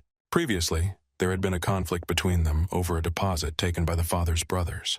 And after they ran away, he had to pay the entire amount himself. Avril asked the guests to leave. After all, she did not want to contact them in any way, and intended to return to the relationship between them that existed before. At that moment, Adrian entered the room and asked about the cause of the conflict. The knights who were present with Avril greeted the Lord with low bows. Adrian approached the girl's relatives and said that he had the right to do whatever he wanted with them. Using his strength, he lifted one of the men into the air and threw him to the ground, and the guy did the same with the others. Seeing this, their wives fell to the ground and asked the boy for forgiveness. Then Adrian wondered what right they had to harm one of his people. The guy believed that this was a declaration of war on their part against him, and then he ordered the knights to arrest them. Adrian decided to force his relatives to pay the debt they owed to Miss Everill's family. Due to forced labor, they had to compensate for moral damage with interest. The hero also suggested that the girl's parents move with her to his castle. The parents agreed to the boy's proposal. Then the girl realized that she would do everything for that circle to somehow help Sir Adrian. But she understood that she would cause him unnecessary problems if she expressed her interest in him despite the fact that he had a bride, but she had every right to help him as an assistant.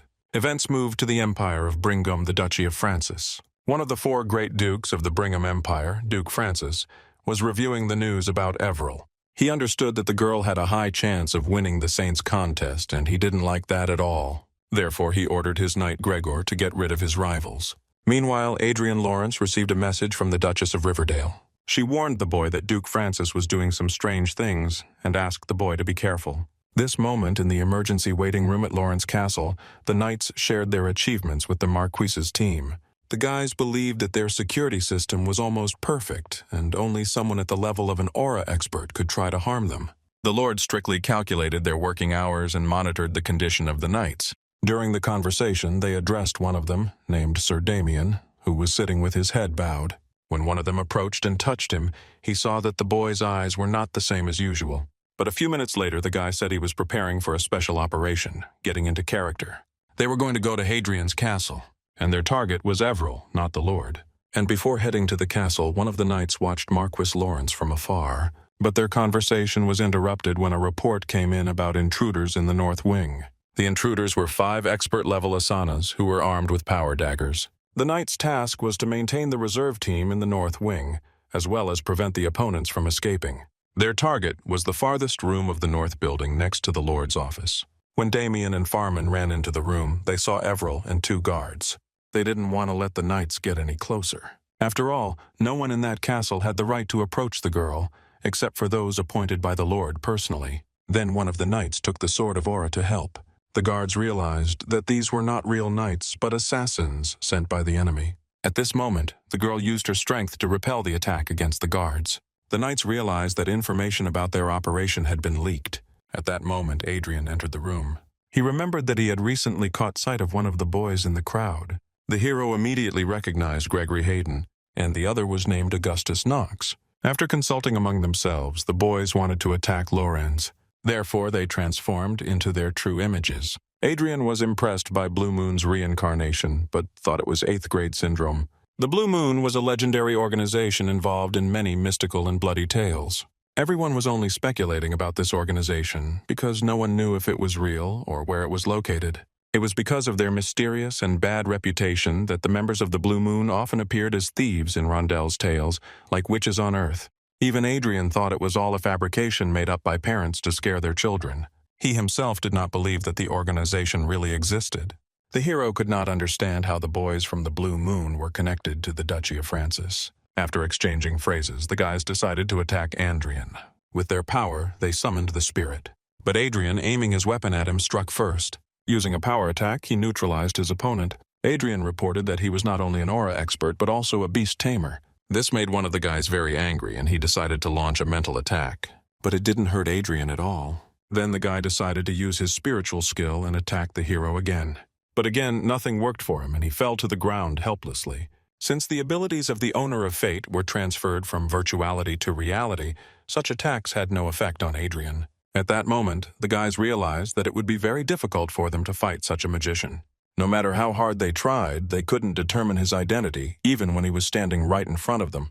Georg understood that the person in front of him was not easy. He considered him a real monster. Adrian decided that just killing them and getting rid of them would be really quick, so he decided to pull a few tricks.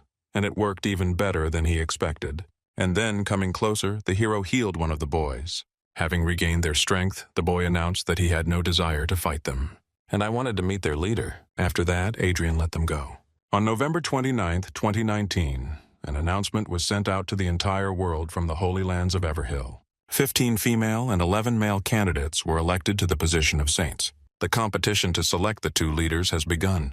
The selection was supposed to last about a month. The content of the selection itself was distributed through broadcasts and online. By that time, Adrian had not yet received a response from the Blue Moon. When the hero simply walked on the Holy Land of Everhill, everyone looked only at him. They discussed his abilities and the fact that the guy should not be underestimated. The king congratulated and thanked everyone who participated in the selection opening ceremony. He announced that 15 female and 11 male candidates had been selected for the role of saints. The topic of the first round was tactics based on monster subjugation. There must be 5 people in the group, including the challenger, 2 swordsmen, an aura expert, and 2 third-circle magicians. After announcing the main information, Adrian approached the king and greeted him. Next to the king was the main person on whom Everil had to pay all her attention, Sharon Sylvester, the current celebrant. Although she looked quite young, this youth was preserved thanks to her position. Adrian introduced Miss Averil, whom he sponsored. Looking at the girl, the saint realized that the guy had chosen the right candidate. Adrian was pleased that he had managed to impress Sharon. Not far from him, he saw Duke Francis and decided to approach him. Smiling, the hero introduced himself by name and extended his hand. In a whisper, he said that he had received a gift from the Duke. The guy tried to get the man to talk, but he didn't want to talk to him at all. Next to the Duke, Adrian noticed their candidate for sainthood, Evelyn Francis. He asked her to be gentle with Miss Averil, and then he added that he intended to meet again with Sir Gregor and Sir Augustus. This conversation made the Duke very angry. Seeing that this conversation was unpleasant for Francis, Adrian decided to move away from him with a smile on his face. At that moment, the Duchess of Riverdale approached the hero. Olivia was very happy to meet the guy. She introduced her candidate by calling her Judy Esther. The girl had a very high level of divine power. Adrian and Olivia discussed the terms of the Saint contest and shared their thoughts on it. Olivia said that their team did not have a mage with real combat experience. Adrian offered to lend one of his men. He promised to find 2 third-circle battle mages with excellent skills and good character and send them to her. After that, Adrian wondered if the magic swordsman would count as one person in that tactical competition. The topic of the first round was tactics for subduing monsters. Holy men and women were also registered as mercenaries and led squads of 4 to defeat them. Cameras monitored everything the entire time, and what happened at the selection was broadcast online. A separate channel was dedicated to each candidate. Even strangers wanted to help Everil achieve her goal.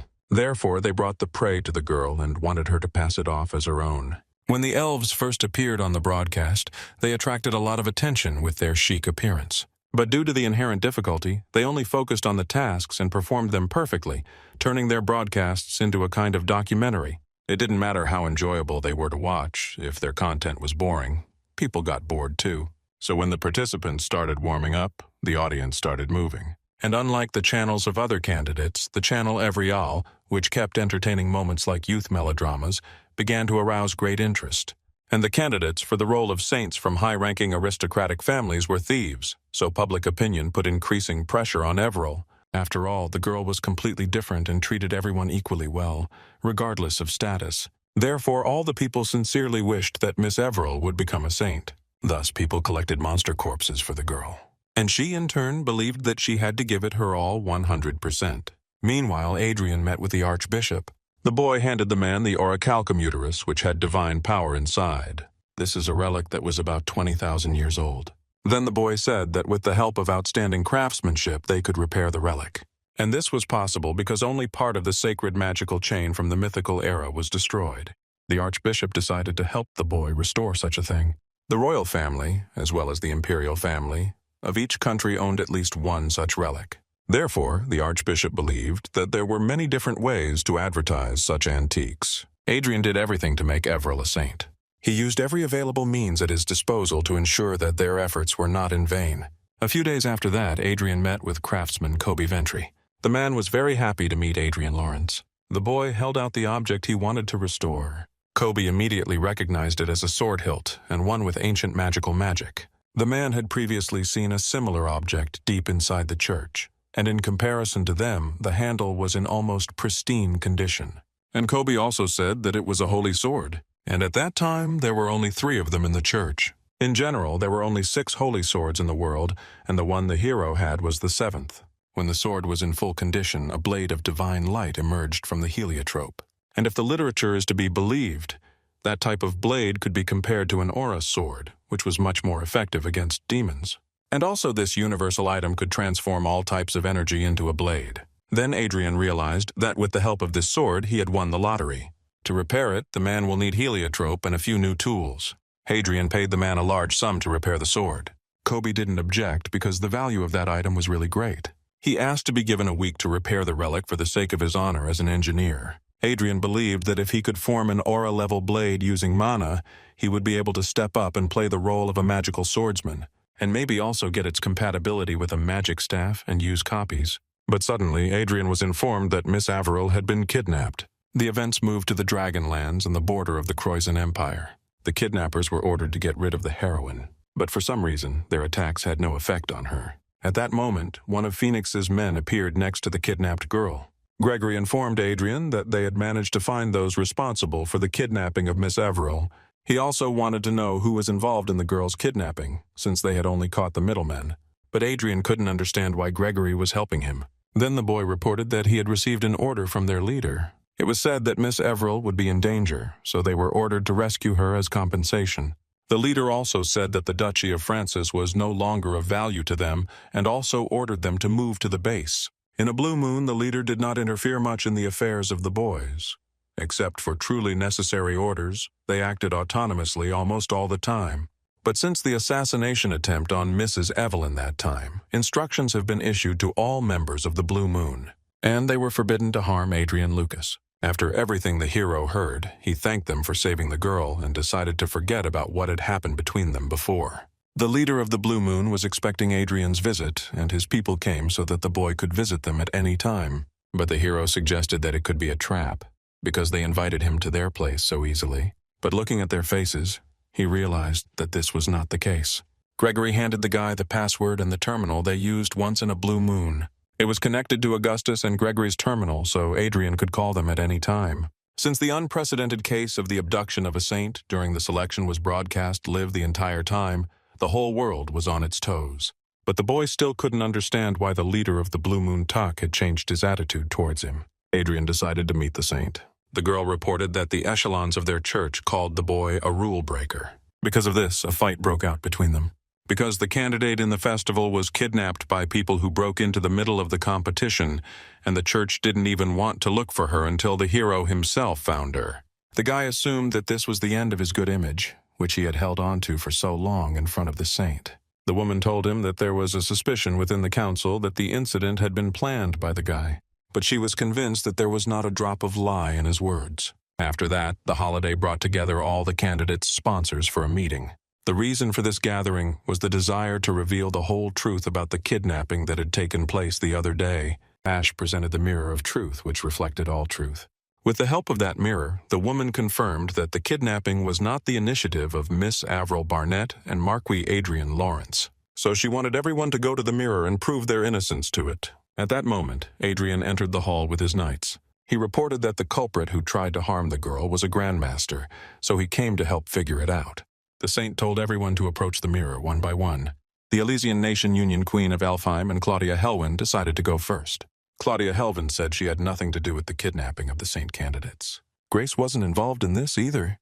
Their innocence was proven. Everyone who approached the mirror was not involved in the attack. Only two remained, Francis and his candidate. They approached the mirror and reported that they had nothing to do with the kidnapping. And after them, Prime Minister Trino Aust of the Prius Republic and the candidate for the Miss Universe pageant, Miel Aust, were supposed to approach the mirror, but they refused to testify. Therefore, the holiday ordered that from that time on, they would be under arrest on suspicion of kidnapping Averil. A little shocked that the Republic of Prius was to blame because he thought otherwise. However, on the other hand, he suggested that it was a windfall. The attempted murder right during the selection of the saints was undoubtedly an act of apostasy. The hero understood that this would not only be an unexpected gift for the Brigham Empire, which was at war with the Prius Republic, but would also present a good opportunity for the Revolutionary Army. The cases of Averil puzzled Andrian, the church leadership, and even the saint, and the people reacted surprisingly mildly. And unlike such a bland finale, thanks to an incident, the course of the first competition for the selection of the saint changed a little. Among the candidates who remained the strongest were considered the top 5, which included the granddaughter of the elf queen, Grace Haven, the mistress of the nature of St. Averil, Esther, with whom they were in alliance, that Duke Francis's daughter Evelyn, and also the princess of the kingdom of Roberto from the powerful nation of the northern continent of Tryon. After the humiliating elimination of the Republic candidate Prius, they began to actively support the princess, claiming that they would support the friendly continent of Triton. After all the events that had taken place, The hero decided to go into the game with Aricia to level up. After the kidnapping incident, Everly's popularity continued to grow, and it only served them well. And Adrian officially released the development of the Fencer's power equipment. There were no problems on the territory, and things were also going well in the Magic Tower. For the first time in a long time, he was finally able to relax and get the most out of each day he lived. After some time, Adrian met with the leader of the Blue Moon, George Vass. The man chose the best drinks for Adrian and Aricia. Adrian felt that the man was positive and also had 4 high-level talents. Besides, although they had only recently met, George treated him very well. George ordered his assistants to leave the room. He believed he didn't need protection at that moment. Adrian wondered what his true identity was. The system reported that the man was starting to get nervous. Falling to the ground, George bowed his head and expressed his delight at meeting the Marquis. Adrian was shocked by what had happened. George was related to Duke Lucas, as he was the previous leader of the Blue Moon. Adrian understood perfectly well that the meeting was not intended to simply establish a partnership between them. Pulling out a high-production terminal, George decided to explain everything. Chester emerged from it. He reported that the Blue Moon was supposed to be part of the Destiny quest and a reward for completing Level 8. But the hero unexpectedly made contact earlier than planned. 5 years ago, as soon as he entered the final path to receiving his destiny, various units resumed their activities, including Blue Moon. George was the assistant and manager of Blue Moon. The hero assumed that if the Blue Moon was a Level 8 reward, then there was no point in interacting with them afterwards. Chester said that he couldn't yet recognize Adrian as the master of the Blue Moon, but he decided that he wouldn't stop him from forming a friendly relationship for now. Everything didn't go as planned, once again due to Chester's negligence. Adrian was delighted to be dealing with Sir Vass. Chester reported that the Blue Moon consisted of 8 special aura masters and archmages and many other subordinates. And the hotel they were in at that moment also belonged to the Blue Moon. The financial power of the business holdings was approximately 100 trillion, and the military power surpassed most dukes. Sometime after that, Adrian met with the craftsmen. Meanwhile, the first round of the selection of saints was coming to an end, and Kobe, the chief engineer of the land, the priest, came to the penthouse of the hotel in which the hero was staying. The man apologized for taking more time to restore the item than he had asked. He reported that more energy of any kind, such as aura, mana, and divine power, needed to be put into the handle. When Adrian decided to test the weapon, he was shocked by its power. At that moment, Hobie saw blood on the guy's jacket. The hero was injured while conducting a weapons experiment. Suddenly, Adrian fell to the ground and began to bleed. But one of his subordinates approached them and used the elixir to restore them. Adrian realized that using such a powerful sword required serious training. The system informed the hero to give the holy sword a name. Adrian decided to name the sword Excalibur. The hero was very pleased with this find because it included the ability to strike at the level of an aura blade. Delighted with such a precious object, the boy began to think about how to use it to his advantage in the battle with Everil. Meanwhile, the first round of the qualifying competition has passed. Everil took second place in the tactical challenge and first in the audience rating. Therefore, in the overall report, the girl was in first place. Princess Xialin even beat Lady Francis and rose to fourth place. Adrian understood that the girl was a dark horse in that game. The guy praised Everil for her beautiful work and gave her flowers. The heroine really wanted to live up to all of her lord's expectations. In that competition, candidates were selected from which God himself would choose. The hero's conversation with Everil was interrupted by Assistant Xialin and announced that the girl wanted to meet him. Adrian was confused by this proposal. The great name of Marcus Lawrence spread beyond the Central Sea and was even heard on the continent of Triton. It was a great honor for the princess to meet him in person. Therefore, Adrian could not refuse the meeting and agreed to the offer. Although this was their first meeting, the girl seemed very intelligent and good-natured to the hero. Along with Everil and Esther, Princess Xialin was one of the candidates who undoubtedly used her sacred magic for other people. But Adrian liked the fact that the girl decided to contact him herself. Xialin introduced the hero to her sponsor named Garcia Valen, who was a representative of the State Council of the Republic of Prius. The boy didn't really like the fact that the man had anything to do with the Republic, because he had his own scores with them. He decided to ask why such an important person wanted to meet with him. But the man decided not to rush things and suggested they chat over dinner. When Adrian entered the hall, he saw a gorgeously laid table. The first thing that caught his eye was a rice dish, as well as stewed fish and dishes wrapped in lettuce leaves. And the main dish was kalbathan, which the hero adored. The princess's clothing bore a striking resemblance to the Han side of the Kori dynasty, and this was very close. He tasted the cuisine of the kingdom of Roberto and found it to be a perfect match for his preferences. Valen decided to get down to business. He reported that very terrible events were taking place in their republic. For some time now, they had been alarmed by the actions of an anti-government group calling itself the Revolutionary Army. And to their surprise, the anti-government group was able to make its own equipment for the vanguard. However, they discovered that this equipment had many similarities to the core of a new spellcaster that was being produced at the time in Lawrence's magic tower. The hero assumed that the man thought his power equipment was fake. Adrian didn't know how the Revolutionary Army's equipment was similar to the magic tower's equipment, but he was sure they were different.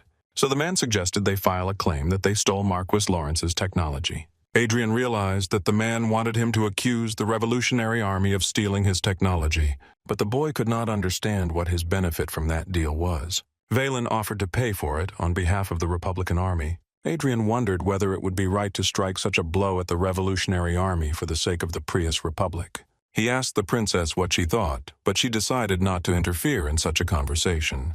In the end, the girl did not express her personal opinion, although she mentioned her position as a representative of the country, siding with the Republic.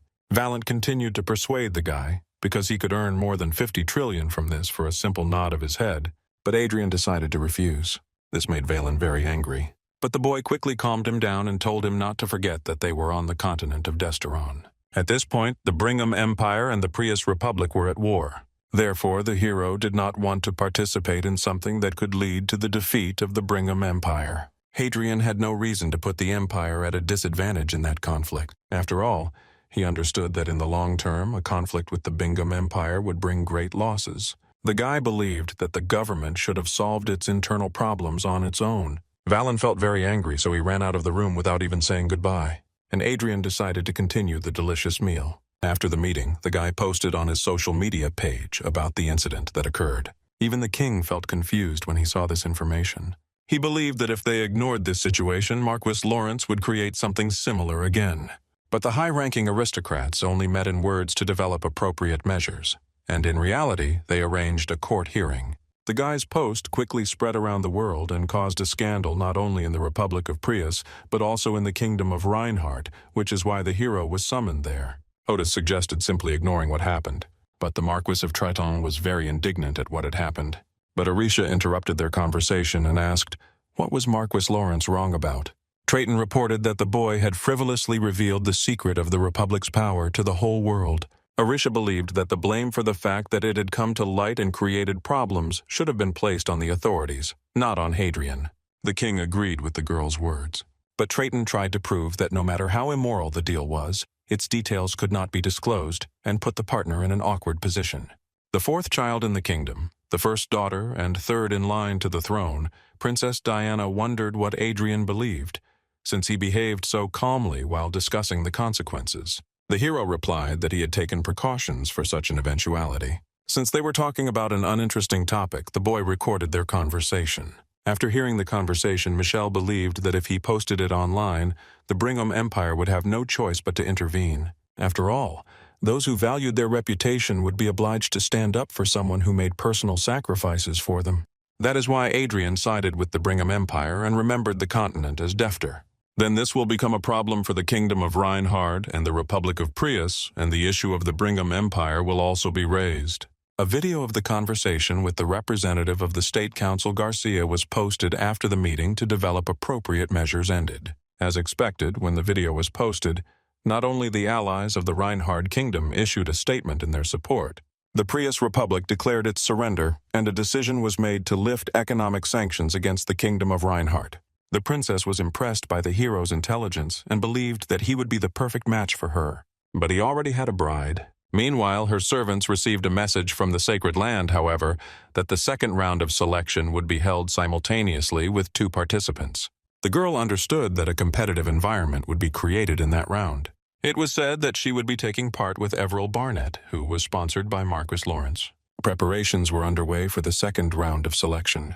Unlike the first competition, which took over a month to complete, the second will be held in an open-air concert square built on sacred land. Each candidate saint will be given 2 hours to demonstrate their abilities in front of the camera. The princess approached Adrian and his candidate and greeted them. They were also a joy and cooperation with the girl.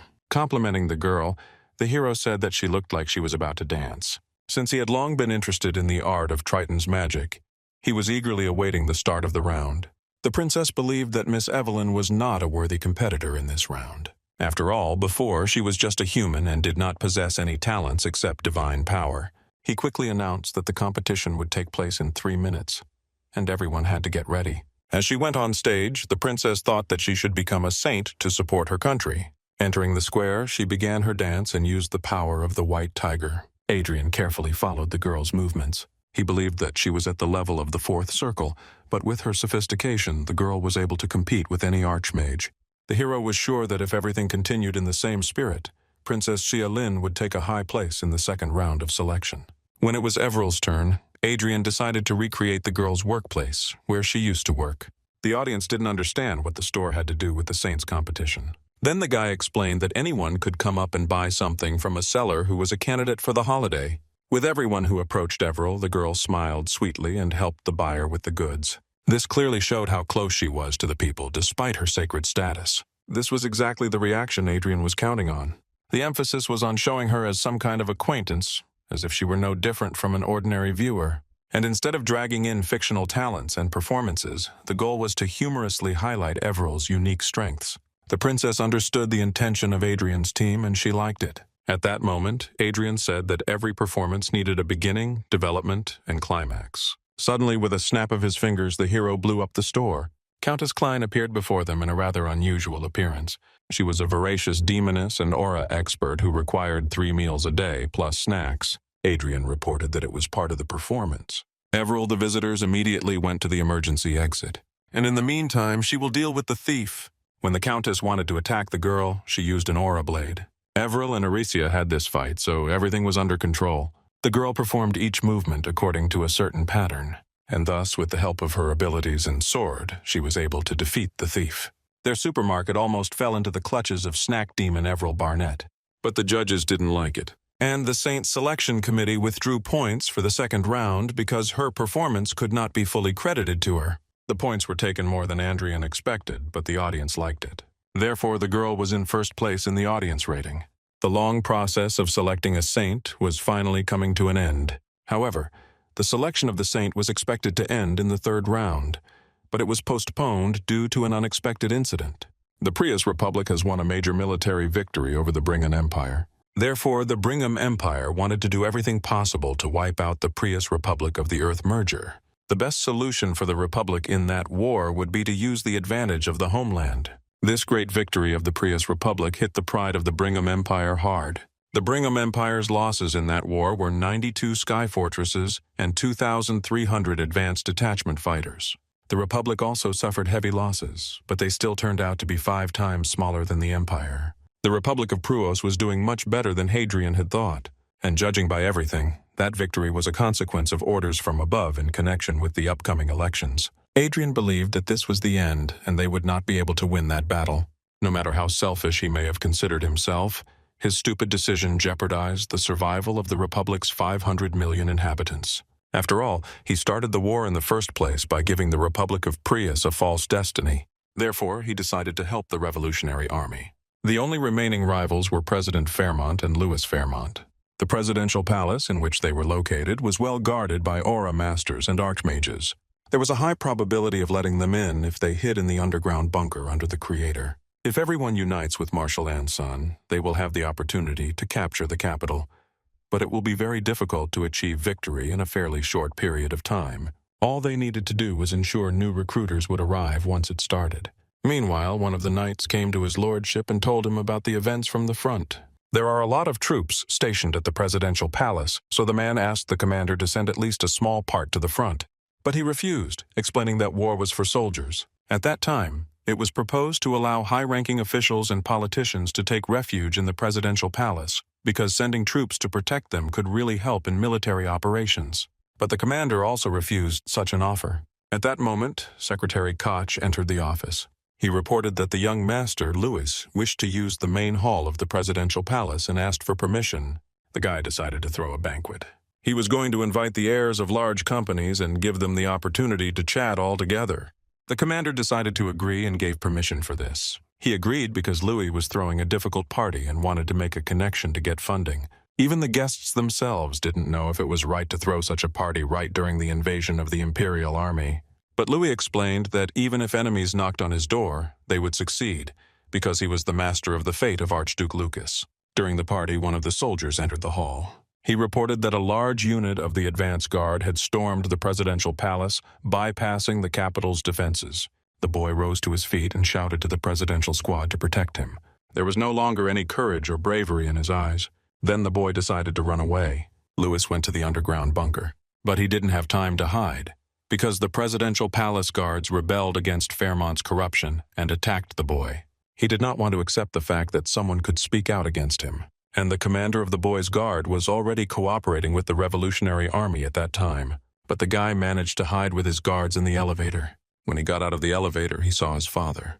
The guy wondered if he had a plan for dealing with their rivals. He suggested blowing up the presidential palace, but his father refused to take part in it. At that moment, Marquis Adrian Lawrence and Arisha approached them. A few hours earlier, Prius Adrian had met with the commander in the presidential office of the Republic. Meeting President Quattro Ferment was not difficult, because the hero had something very interesting for him. Adrian handed the power cores to the president. One of them was the swordsman's power core, created in his personal magic tower, and the other was the equipment of the advance squad. The president asked the guy to make an official statement regarding the accusation of the Revolutionary Army of stealing the idea. Adrian reported that he had prepared more than just a statement. As an apology to the one who was unfairly convicted due to the hero's mistake, he decided to give them 2 gifts. He shared with them information about companies whose stocks would soar to the skies in the near future. And another gift was the location of the headquarters of a group that called itself the Revolutionary Army. Adrian was confident that they would be able to deal with the thieves who stole his technology. The president could not simply ignore such a criminal organization, especially since they received incredible help from Adrian. The hero was delighted with this turn of events because in this way he averted all suspicion from himself. At that moment, a soldier entered the office and announced that they had been attacked. Then Adrian asked to lift the restrictions on teleportation, but the president refused him. He wanted the boy to go there himself, breaking through the Bring Empire's army. By that time, the hero had become a very important acquaintance of Quattro, so he couldn't just abandon him. Then Adrian decided that they would all go together. Once in the bunker, they staged a battle inside the presidential palace, thereby reducing the security force. After that, they took advantage of the chaos that arose to take the president hostage and invited the hero's friends. One of the boy's assistants asked if Marquis Lawrence wanted to become president, but the guy decided it was better to continue ruling on his own territory than to be president for 5 years. The hero believed that Commander Israel should have become president. When Adrian was about to return to his lands, Commander Israel and his army saluted the boy and thanked him for his help. They believed they were greatly indebted to him. With Israel being an example of power, things couldn't get better so quickly. The people who fought for the revolution will have very high expectations for the future, and will have conflicts with the supporters of President Fairmont, who saw and heard only what they wanted. But Adrian believed that Israel was a fairly competent man in this. The revolution ended with the arrest of the oligarchs of Fairmont. As the leader of the revolution, Israel took over the helm of the state until the next presidential election. Marshal Anson appointed the commander of the Israel Revolutionary Army as head of the administration to manage state affairs on behalf of the president. And Louis was handed over to the Brigham Empire along with a false fortune in exchange for ending the war. Adrian followed Israel's work and was pleased with it. The problems that had been worrying him were resolved, and now he could focus with peace of mind on selecting a saint and increasing his level in the game. At that moment, a hunter approached the hero and asked about the events that had occurred the day before. He also said that many aristocrats wanted to become friends with the hero, and since he was a level 7 archmage, there was nothing wrong with that. The boys were joined by Marquis Vincent, who was against friendship with Adrian. The second prince himself asked him to approach the boy. He wanted Arisha to demonstrate her abilities. The girl agreed and decided to end it as soon as possible. When the door opened, a huge monster emerged. But with the help of her sword, without even waiting for the attack, the girl killed him. After the fight, while driving in the car, Adrian remembered for a long time the surprised faces of the hunters at how quickly Aricia dealt with her rivals. They looked down on the girl because she was the only female aura expert in the country. But when the boy looked at Aricia, he saw that she was very sad. The girl opened the window and tried to jump out of the car. Adrian managed to restrain Aricia. The guy couldn't understand what was happening because this had never happened to a girl before. When she came to, she was also confused. Adrian immediately asked what happened to her and why she had fainted. The girl realized that the connection to the Hollywood system had momentarily been lost. An error occurred that caused the entire system to crash for 10 seconds. Everything was fine behind her body, and she just blacked out for a second due to shock. Due to its high stability, everything was connected to the system, including educational institutions as well as the financial and military sectors. So Adrian couldn't just turn a blind eye to it. He ordered to return to the castle as soon as possible. Although he didn't know exactly what the privileges of the Hollywood System Administrator were, he assumed they were one of the rewards in the Destiny quest line. Although not immediately, the system could become his, so he decided to figure it out. At that moment, Aricia silently placed her hand on the boy's. Looking at her, the boy thought that he didn't know what kind of mistake this was, but he was very afraid that it would happen again. Arriving at the castle, the hero immediately went to play. Together with the girl, he went to Manuel Lucas's magic tower on the 8th floor to meet Chester. Sharivan reported that if we assumed that Hollywood was similar to Earth, then there should be a communication network there, along with hardware and software for ease of use. The main difference from the ground was that signals were transmitted through mana, which was in the atmosphere. However, ultimately, to turn that law into reality, a central control system was needed, and something went wrong with it. Chester pondered whether to disclose information about this incident. That day, at around 4:30 p.m. local time, a thief broke into the facility where the Hollywood System Control Terminal was hidden. These were Asanas dressed in black and advanced unit fighters with power equipment. An automatic security system was activated to prevent thieves from reaching the main terminal. But even if all the control terminals of the Hollywood system were captured by the enemy, it would not have happened because the Lord of the Tower of Destiny was Adrian. Who exactly was the thief, Chester did not know. No terminals, no artifacts, no voice recordings were found at the site. There was no information that could help identify the unknowns. Adrian asked the wizard if something like this happened again in the future to first disconnect Aricia from the system. Although the boy did not know who his enemies were, the motives for attacking the Hollywood system were clear. Therefore, the hero decided to increase the time for the game, even if it would result in absence. He has 14 levels left until the next stage, and if the hero tries, he can achieve this in 4 months. It's been a month since the Republic Prius incident. The war between the two great nations ended and a period of stability began, so the paused selection of saints resumed. Miss Everill left to continue the competition, but Adrian had no right to interfere with them. Therefore, he continued to increase his level in the game. Meanwhile, Prince Luke intended to remove the first prince from claiming his right to the throne. As soon as the king announced his decision to abdicate, the struggle for power in the kingdom of Reinhardt reached a critical point. If the king abdicates, the first prince will receive the crown. Prince Luke, being second, should have taken action before it was too late. The hero believed that a civil war could begin. While sitting at the meeting, he saw representatives from the Triton faction, which the hunters were trying to invite him to. They were completely unlike the others. The hero was interested in what the first prince was up to, since he was losing by 20%. Luke intended to end the civil conflict because the Quasan Empire could launch an invasion at any moment. Therefore, he decided to personally take on this operation to infiltrate the royal castle. Marquis Vincent was to go with him. Therefore, the prince left the Marquis of Hamilton as commander-in-chief, and he announced Marquis Laurent as deputy commander. The Marquis of Triton was very greedy for power. Therefore, fearing for his faction's reputation, he aggressively resented the hero's punishment at the last meeting, and then he tried to recruit him to his faction while hunting. Moreover, he did not get along with Marquis Vincent, the second prince's right-hand man. The operation was supposed to begin in 2 days. Everyone was ordered to organize their forces throughout the territory and be in a state of full readiness. After the gathering, Luke asked Lawrence to leave Aricia to him. After all, she was a master of aura and was considered a valuable talent for the partisan detachment. Aricia didn't object. Therefore, Adrian agreed to the prince's proposal. Luke believed that in this way the Marquis Lawrence and Countess Klein would make a wonderful contribution to the success of the operation. And when they win the war, he will personally reward Adrian for his dedicated work. Adrian warned the girl that if the second prince tried to harm her in any way, she should not allow him to do so. Arriving home, one of the knights announced that they had guests. The hero's father and mother arrived. Adrian asked what the reason for their arrival was. Father heard that the civil war was about to break out soon. The hero did not expect that the man would find out about this, because he had cut off all ties with the outside world. Then Adrian said that His Majesty planned to abdicate the throne and Luke was not going to sit idly by. And most likely, orders with instructions will be distributed to the baronies and viscounties just before the start of the operation. After listening to everything, the father asked the boy not to go against them under any circumstances. After all, His Majesty was much more terrifying than everyone thought. In no way could he be considered only the nominal head of the household. But Adrian couldn't understand what this had to do with him. Then my father told me about the Grand Master. This was the equivalent of an eighth circle mage, and as far as he knew, among the 5 Grand Masters of the continent, none belonged to their kingdom.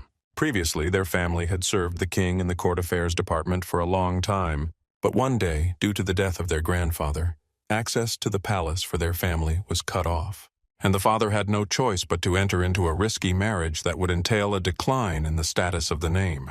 This happened because grandfather knew about the secrets of the royal family. At the end of the conversation, the father announced that Sylvia was pregnant and the hero would soon become an older brother. After talking with his father, Adrian went to meet Michel. He told him that his father would not participate in the war because his wife was pregnant. The prince asked the boy in which area the second prince's faction would show the greatest weakness. Adrian believed it was information control, so they decided to create a decoy and allow the invasion to take place. What will it mean to surrender the crown palaces of the prince and king that Prince Luke so coveted? And as soon as he begins to enjoy the joy of victory, they will begin their operation.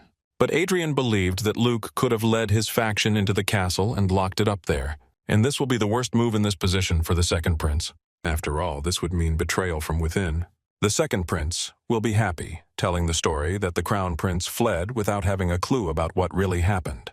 But there were several problems with this plan. Therefore, the prince decided to show the boy several mysterious passages in the castle. Adrian also decided to offer something to the prince. Since he played a significant role in the recent crisis in the Prius Republic and made significant contributions to the revolution, he was given certain promises as a result. They agreed to provide military support to their kingdom in the event of civil war. The guy didn't mean a major invasion under the guise of the clouds of the Sky Fortress. They were supposed to provide 3 auras. At this point, all the behind-the-scenes work to win over the second prince was completed. Shaking hands, they happily expressed their enthusiasm for their collaboration. But then Adrian wondered what would happen if Prince Luke's attempt to capture His Majesty failed, and he himself became a prisoner. Michel thought it would be practically impossible, but it would make their lives much easier. Adrian assumed that even the crown prince was in complete obscurity. The same day has come. The eagle patrolled the area near the royal palace, and Aricia went to the second prince. Before leaving, Adrian gave the girl a holy sword. He also warned that the Grand Master could be hiding in the royal palace, and that if she encountered him, she must surrender, no matter how it affected the operation. The guy wanted her to prioritize her personal safety. Luke was holding a meeting of his army. He believed that he would be able to take the head off the shoulders of the incompetent first prince that day, and thus will become a new star that will illuminate their kingdom. When his army entered the palace, they saw that the prince's crowns were nowhere to be found. They assumed he suspected something and ran away. Since the prince was not there, Luke suggested moving on to the next objective, taking his father under his protection. Entering his office, Luke told his father to entrust his fate to him for a while. The king did not understand what was happening and why someone dared to invade the palace. Meanwhile, on the outskirts of the capital, coalition forces were gathering in a sky fortress. They received a report that the prince had entered into negotiations with His Majesty the King. Adrian ordered his army to advance toward the capital, and as soon as the information that they had captured His Majesty was revealed, the first prince would send his forces to help. Everything went according to the guy's plan. The commander reported that he needed the abilities of Adrian and Aricia. The guy agreed because he expected it to be part of his plan. He turned to Margrave Raven and said that it was time for him to let go of his hostility a little. And since they were all in the same boat, they had to fight to the last. And they had to leave the past in the past, because no one wanted to get stabbed in the back by a friend. Meanwhile, Luke, taking the king hostage, said he wanted him to quietly and calmly hand over the throne to him. Suddenly, Adrian's soldier reported that communication with the partisan detachment had been lost. At this time, 4 members of the Special Forces unit lost their heads in an instant. His Majesty's knight appeared before them. Luke was shocked because he knew nothing about him. He ordered his army to capture the unknown, but they failed. 2 swords sliced through the air, manifesting themselves as blue blades of aura. At that moment, the Grand Master was in front of them. He easily blocked the attack of the Windows and Vincent, the best swordsman of the Reinhard kingdom. The man asked the king for permission to carry out the execution immediately, but His Majesty believed that this was an important part of the nation's military forces. and their forces will collapse if they remain in the central administration. The king ordered the knight to deal with Luke. Meanwhile, the celestial fortress was trying to figure out what had happened to the connection. Adrian wanted to find some way out because he understood that a grandmaster could appear there. With the help of the eagle, the hero saw what was really happening there. Then Adrian asked the Proto to give him a chance to infiltrate the royal palace again. Since he was a battle mage, his abilities in battle were not inferior even to the aura masters of the advanced detachment. Also, the guy was an archmage, and if something were to happen to His Majesty, there would be no better backup than him. The commander decided to provide the boy with the best knights from the elite, and the ban on teleportation was also lifted. After that, Adrian went to help. Meanwhile, the Grand Master thought that Alicia would be the easiest to deal with. But she was so strong and defended herself so well, as if her feet had grown deep into the ground. Luke wanted to set fire to the royal palace as soon as he could hide from the Grand Master. At this moment, Adrian came to the rescue.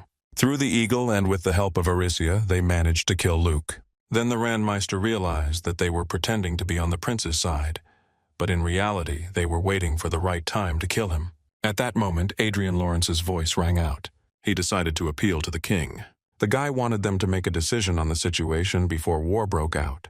The Black Knight was the late Marquis Gabriel. Everyone said he died from an excess of mana. Adrian reported that 72 aristocrats who were leaders were under arrest, and if the decision is delayed, the chaos could only increase. The guy offered to give them the opportunity to surrender. The king agreed. Because of a young man who was barely 20 years old, the coup d'etat led by the second prince failed. The battle for the throne ended in an overwhelming victory for the first prince. The second prince turned out to be quite easy because the first prince was the one who secretly allowed the faction to grow. The heads of families who supported the second prince were executed, and their families were relieved of responsibility. Marquess Adrian Lawrence was awarded a dukedom. He was also granted the former territories of the late Marquis of Hemington as an extension of his existing holdings. The king hoped that the hero would become a just ruler who would care for his people. Meanwhile, various data leaks, both large and small, have been popping up in the Hollywood system, so Chester decided to check them out. The magician found out that during the last system crash, an artificial intelligence accidentally started up. After catching him, Chester suggested that if he were put into a doll, he could be used like a boy running errands in the real world. Adrian thought Vlad was a very good thing. After all, even his most sworn enemies worshipped him. He was thinking about how to get revenge on Isabella, so he decided to present the girl to Chester. Since he wanted some kind of animal that could be turned into a doll, Chester didn't expect the hero to pick a girl for this. Isabella asked Adrian to let her go, but the boy wanted to take revenge on everyone who had ever offended him. He wanted to make her regret being born. No. While Adrian was busy, Everil successfully completed the final competition with outstanding results. Adrian brought with him a girl named Bug who used to be Isabella. She looked like Isabella, but that was all that was left of her, because she was created by artificial intelligence. She took control of wiping Isabella's brain to zero and put on her shell. Meanwhile, it was announced that 14 candidates in the world and 11 candidates in the festival were to advance. Everyone was in full anticipation. Suddenly, everyone saw that Evelyn Francis, who had just begun her ascent of the stairs, was already descending. She decided to cede the title of saint. The Duchy of Francis refused to take a position. Although Evelyn was expected to follow the path of the goddess, the likelihood of her victory was very small, so they decided to leave with honor. Now the girl was remembered not as a candidate who refused to become a goddess, but as a staff member who generously gave up the competition for the sake of others. Adrian was sincerely surprised by Evelyn's refusal, but as a result, everyone he thought of walked the path of the saint. Judy Esther, Princess Sia Lin, Grace Halvin, and Avril Barnett remain. Those who were given permission to enter the path were ordered to pray to the goddess Sepia. At that moment, the Advent took place. Even the holidays with the saint didn't expect this. She chose a boy named Jihad and a girl named Everil. Endless chaos engulfed the world. It was necessary to beware of the fall of the Black Star. Returning to Adrian, Avery thanked him for everything. He offered his help to the girl if she ever needed it. Sylvester to learn all the obligations before accepting the title of saint. The Holy Land and the great nations investigated the divine prophecy, but they never found out anything about the Black Star. Meanwhile, Adrian went back into the game to level up. He discussed with Chester that he couldn't even get enough sleep because of his level increase. But since he believed he was not a genius like Archduke Lucas, he had to sacrifice comfortable sleep. Chester revealed that Lucas was born into special circumstances where he had no choice but to possess magic. Lucas has been a wizard since childhood.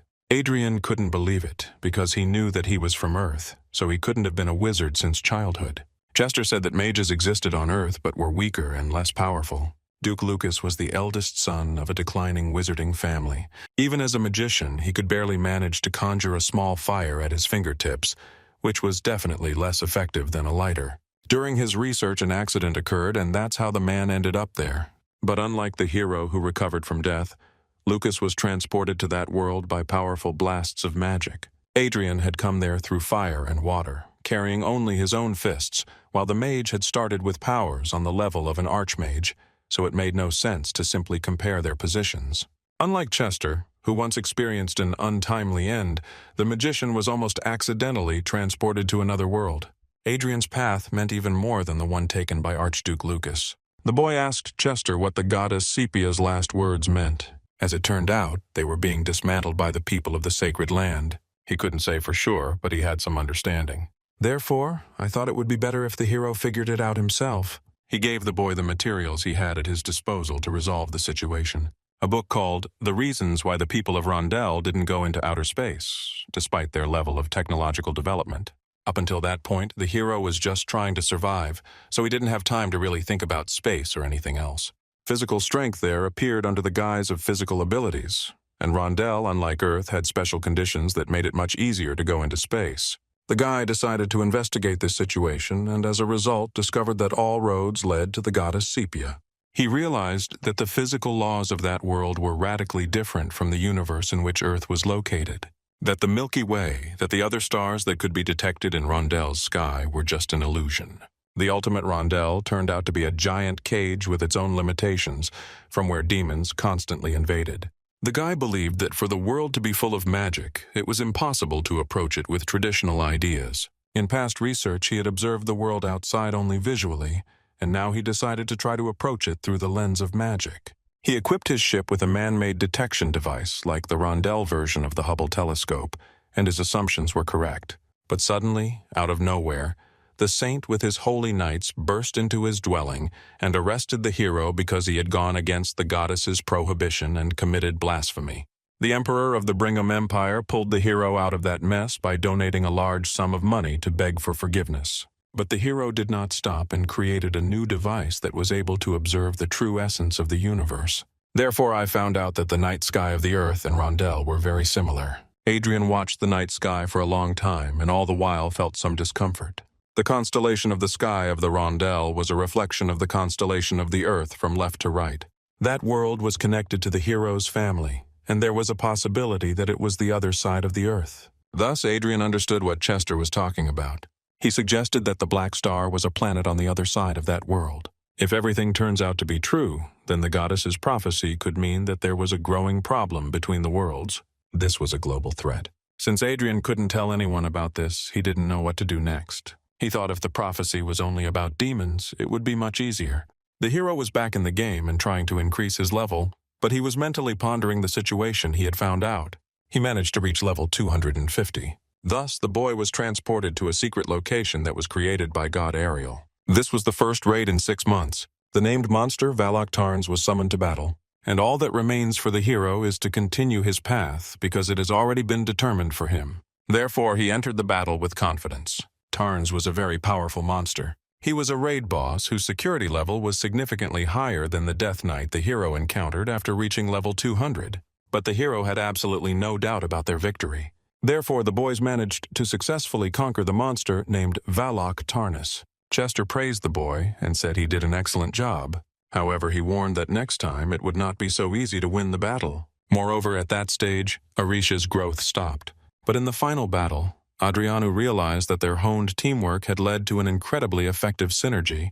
He believed that the day would never come when he would consider Arisha to be useless. Her potential for development was undeniable, so she continued to grow. Ryan was granted 5 uses of the Hollywood system's administrative rights, and the 8th circle was formed.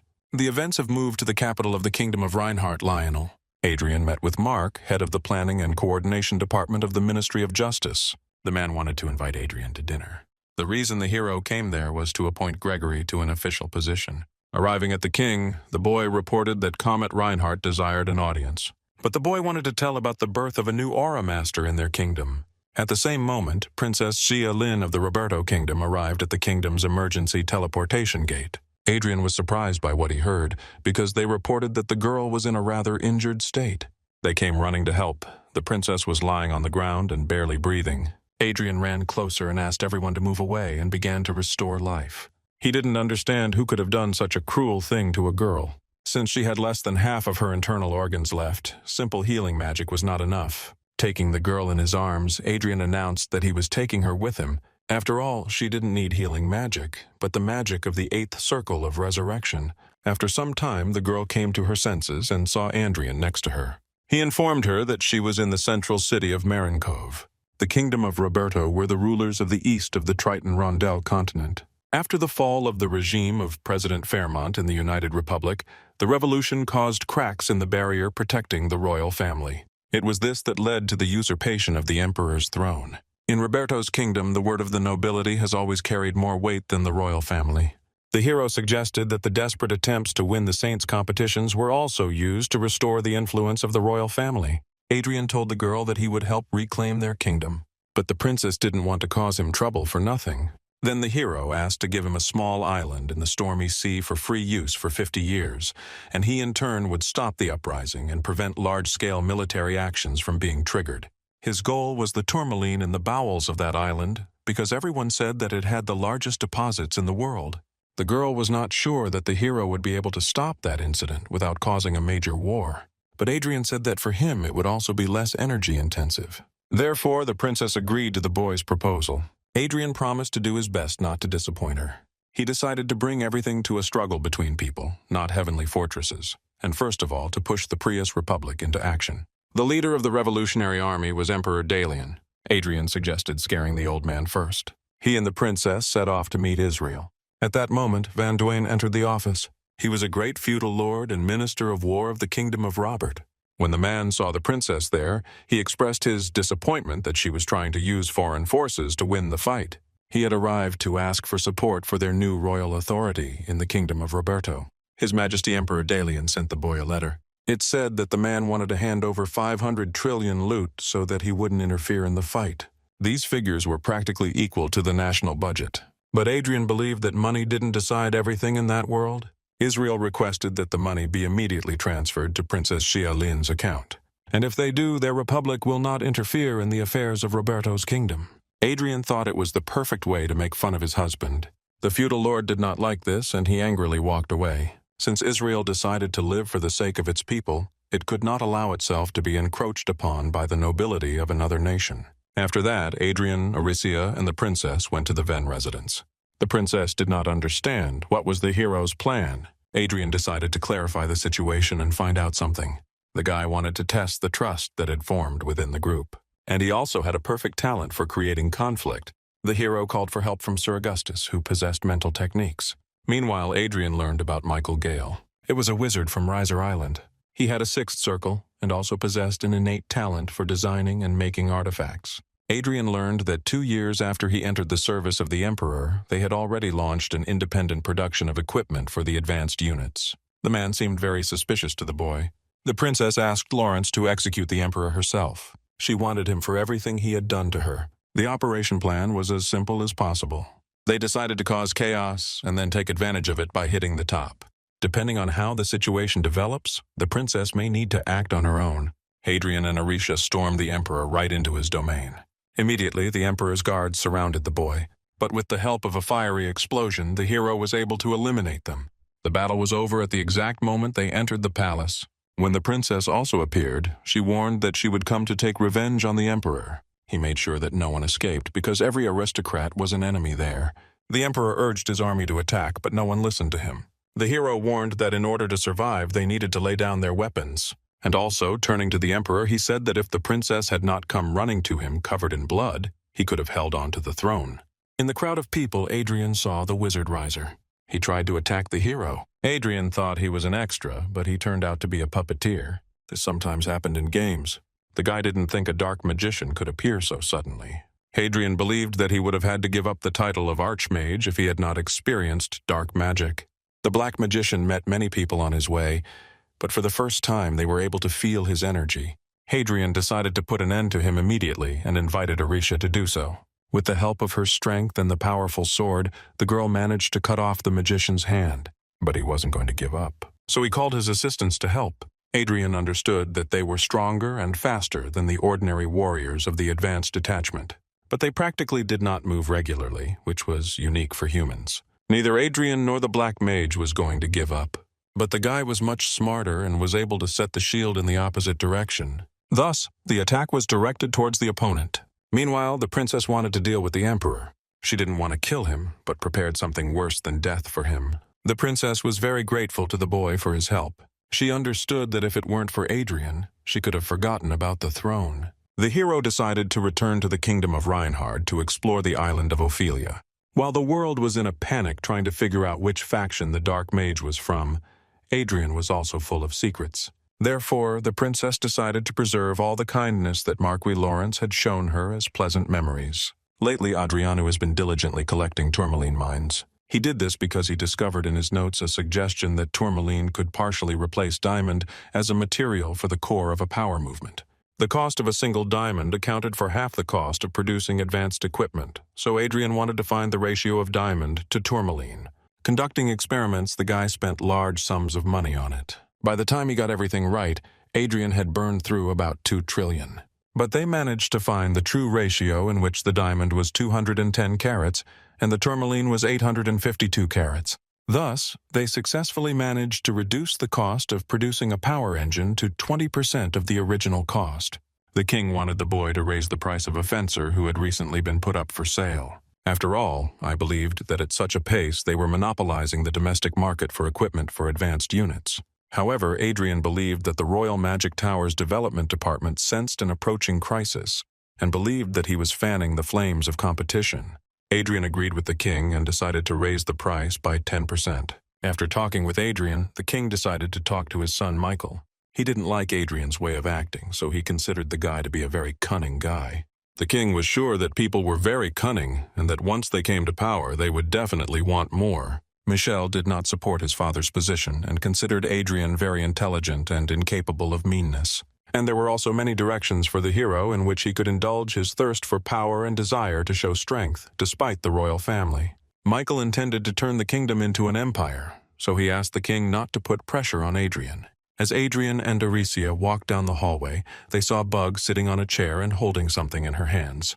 When the girl saw them, she hid something behind her back, but Aricia took it away. It was a smartphone that the girl found at the market. She was going to give it to the hero, but she wanted to play a little. Adrian wondered where exactly the girl had found the phone. Events moved to Marquis Otis. Michel was informed that Adrian Lawrence had arrived. The hero apologized for arriving unannounced. The reason for his arrival was that he had heard that a rather interesting person had recently appeared near the girl. It was a guy named Benjamin Theo. Adrian had a few questions for him. Pulling a smartphone out of his pocket, the hero asked if he was a familiar boy. The subject reported that he had sold the thing to a street vendor when he was in dire need of money, before Michel had taken him under her wing.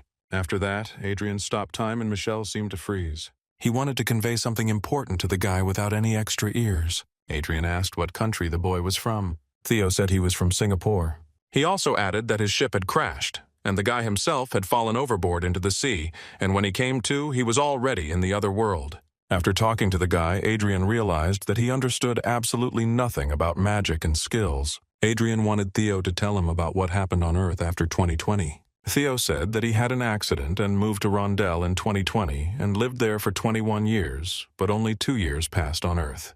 He also added that 2020 turned out to be a special year for the Earth. He also added that an apocalypse would occur and natural disasters would engulf the entire world. Such cataclysms will torment the world for 10 days, and the international community will be paralyzed and many people will die. And once the situation finally calms down, unusual phenomena will begin to appear that will plunge the world into chaos. At first, it will spread very quickly, capable of leading a person to death. And there will also be deadly toxic zones that will be filled with some scary mutants. In some places, toxic gases will begin to accumulate, which will severely limit a person's freedom of movement. And after everything, new natural formations will suddenly begin to appear all over the earth. In one moment, where there was nothing, islands will rise from the bottom of the sea or mountains will suddenly grow in the middle of an empty field. Adrian thanked the guy for the conversation, and thanks to him, he received very important information that he will need to think carefully about. The hero suggested ending this conversation and offered for Theo to go with him. If he could, he would gladly return the boy to Earth, but moving between dimensions was impossible at the moment. But Adrian had at least some idea of how to get back. In return, Theo was forbidden from sharing Adrian's secret and any knowledge of the land. Theo wondered if Rondel's magic could solve the problem of toxic zones on Earth. When Adrian started the clock again, he warned Michel that he wanted to take Benjamin with him. Adrian suggested that Michel also spend some time in the Duchy of Lawrence. Since the girl came closest to Lucas's fate of all, Adrian wanted to have complete control over her. Since nothing unexpected had happened, it was worth keeping such an unconditional genius with him. Michal reported that the Pyram window fell 2 hours ago. The aggressor was Count Triss, Mark Count of the Krutzen Empire, who launched a sudden attack on the detachment, which included 200 fighters of the advanced detachment, with the aim of capturing the ruler's castle. The prince ordered Adrian to take control of the possessions of Margrave Triss.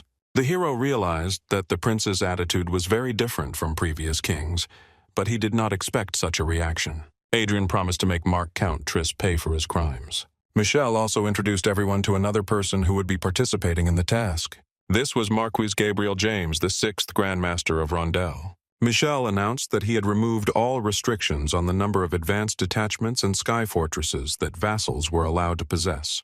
Adrian and Arisha went to the Margrave of the Kreutzen Empire, Count Triss. Thus, overnight, not a stone remained of Count Triss's possessions. The kingdom of Reinhard appointed a Grand Master, who was now the commander on the eastern border. But this did not please the Crown Prince of the Kreutzen Empire, André, and he intended to destroy Adrian Lawrence and the first prince before he became the official king. 7 diplomats were killed in a brutal attack on the embassy of the Kingdom of Reinhard. The Kreutzen Empire concentrated its military forces on the border with the Kingdom of Reinhard. Relations between the two countries were rapidly straining. The more time passed, the more tense the atmosphere became. At the meeting, Adrian told Michel that he and Aricia were planning a wedding because they had a reason for it. Adrian couldn't tell anyone about reaching the 8th circle through Archduke Lucas, so he lied that Arisha would soon receive the title of Duchess, and that was why he decided to marry her. Michel promised the hero that he would conduct the wedding ceremony himself, because by that time he would already be on the throne. The events moved to the day of the Crown Prince's coronation. André was already preparing a plan to get rid of the prince that very day. He ordered his army to get rid of Michael and Adrian. But the assassination attempt failed, and the detachment was destroyed by Duke Lawrence. André knew for sure that in the coming war he was obliged to kill Duke Lawrence. This was his first goal. But Adrian came to him first because he was not going to die. After completing the task, Adrian Lawrence was contentedly drinking tea by the window, enjoying his victory.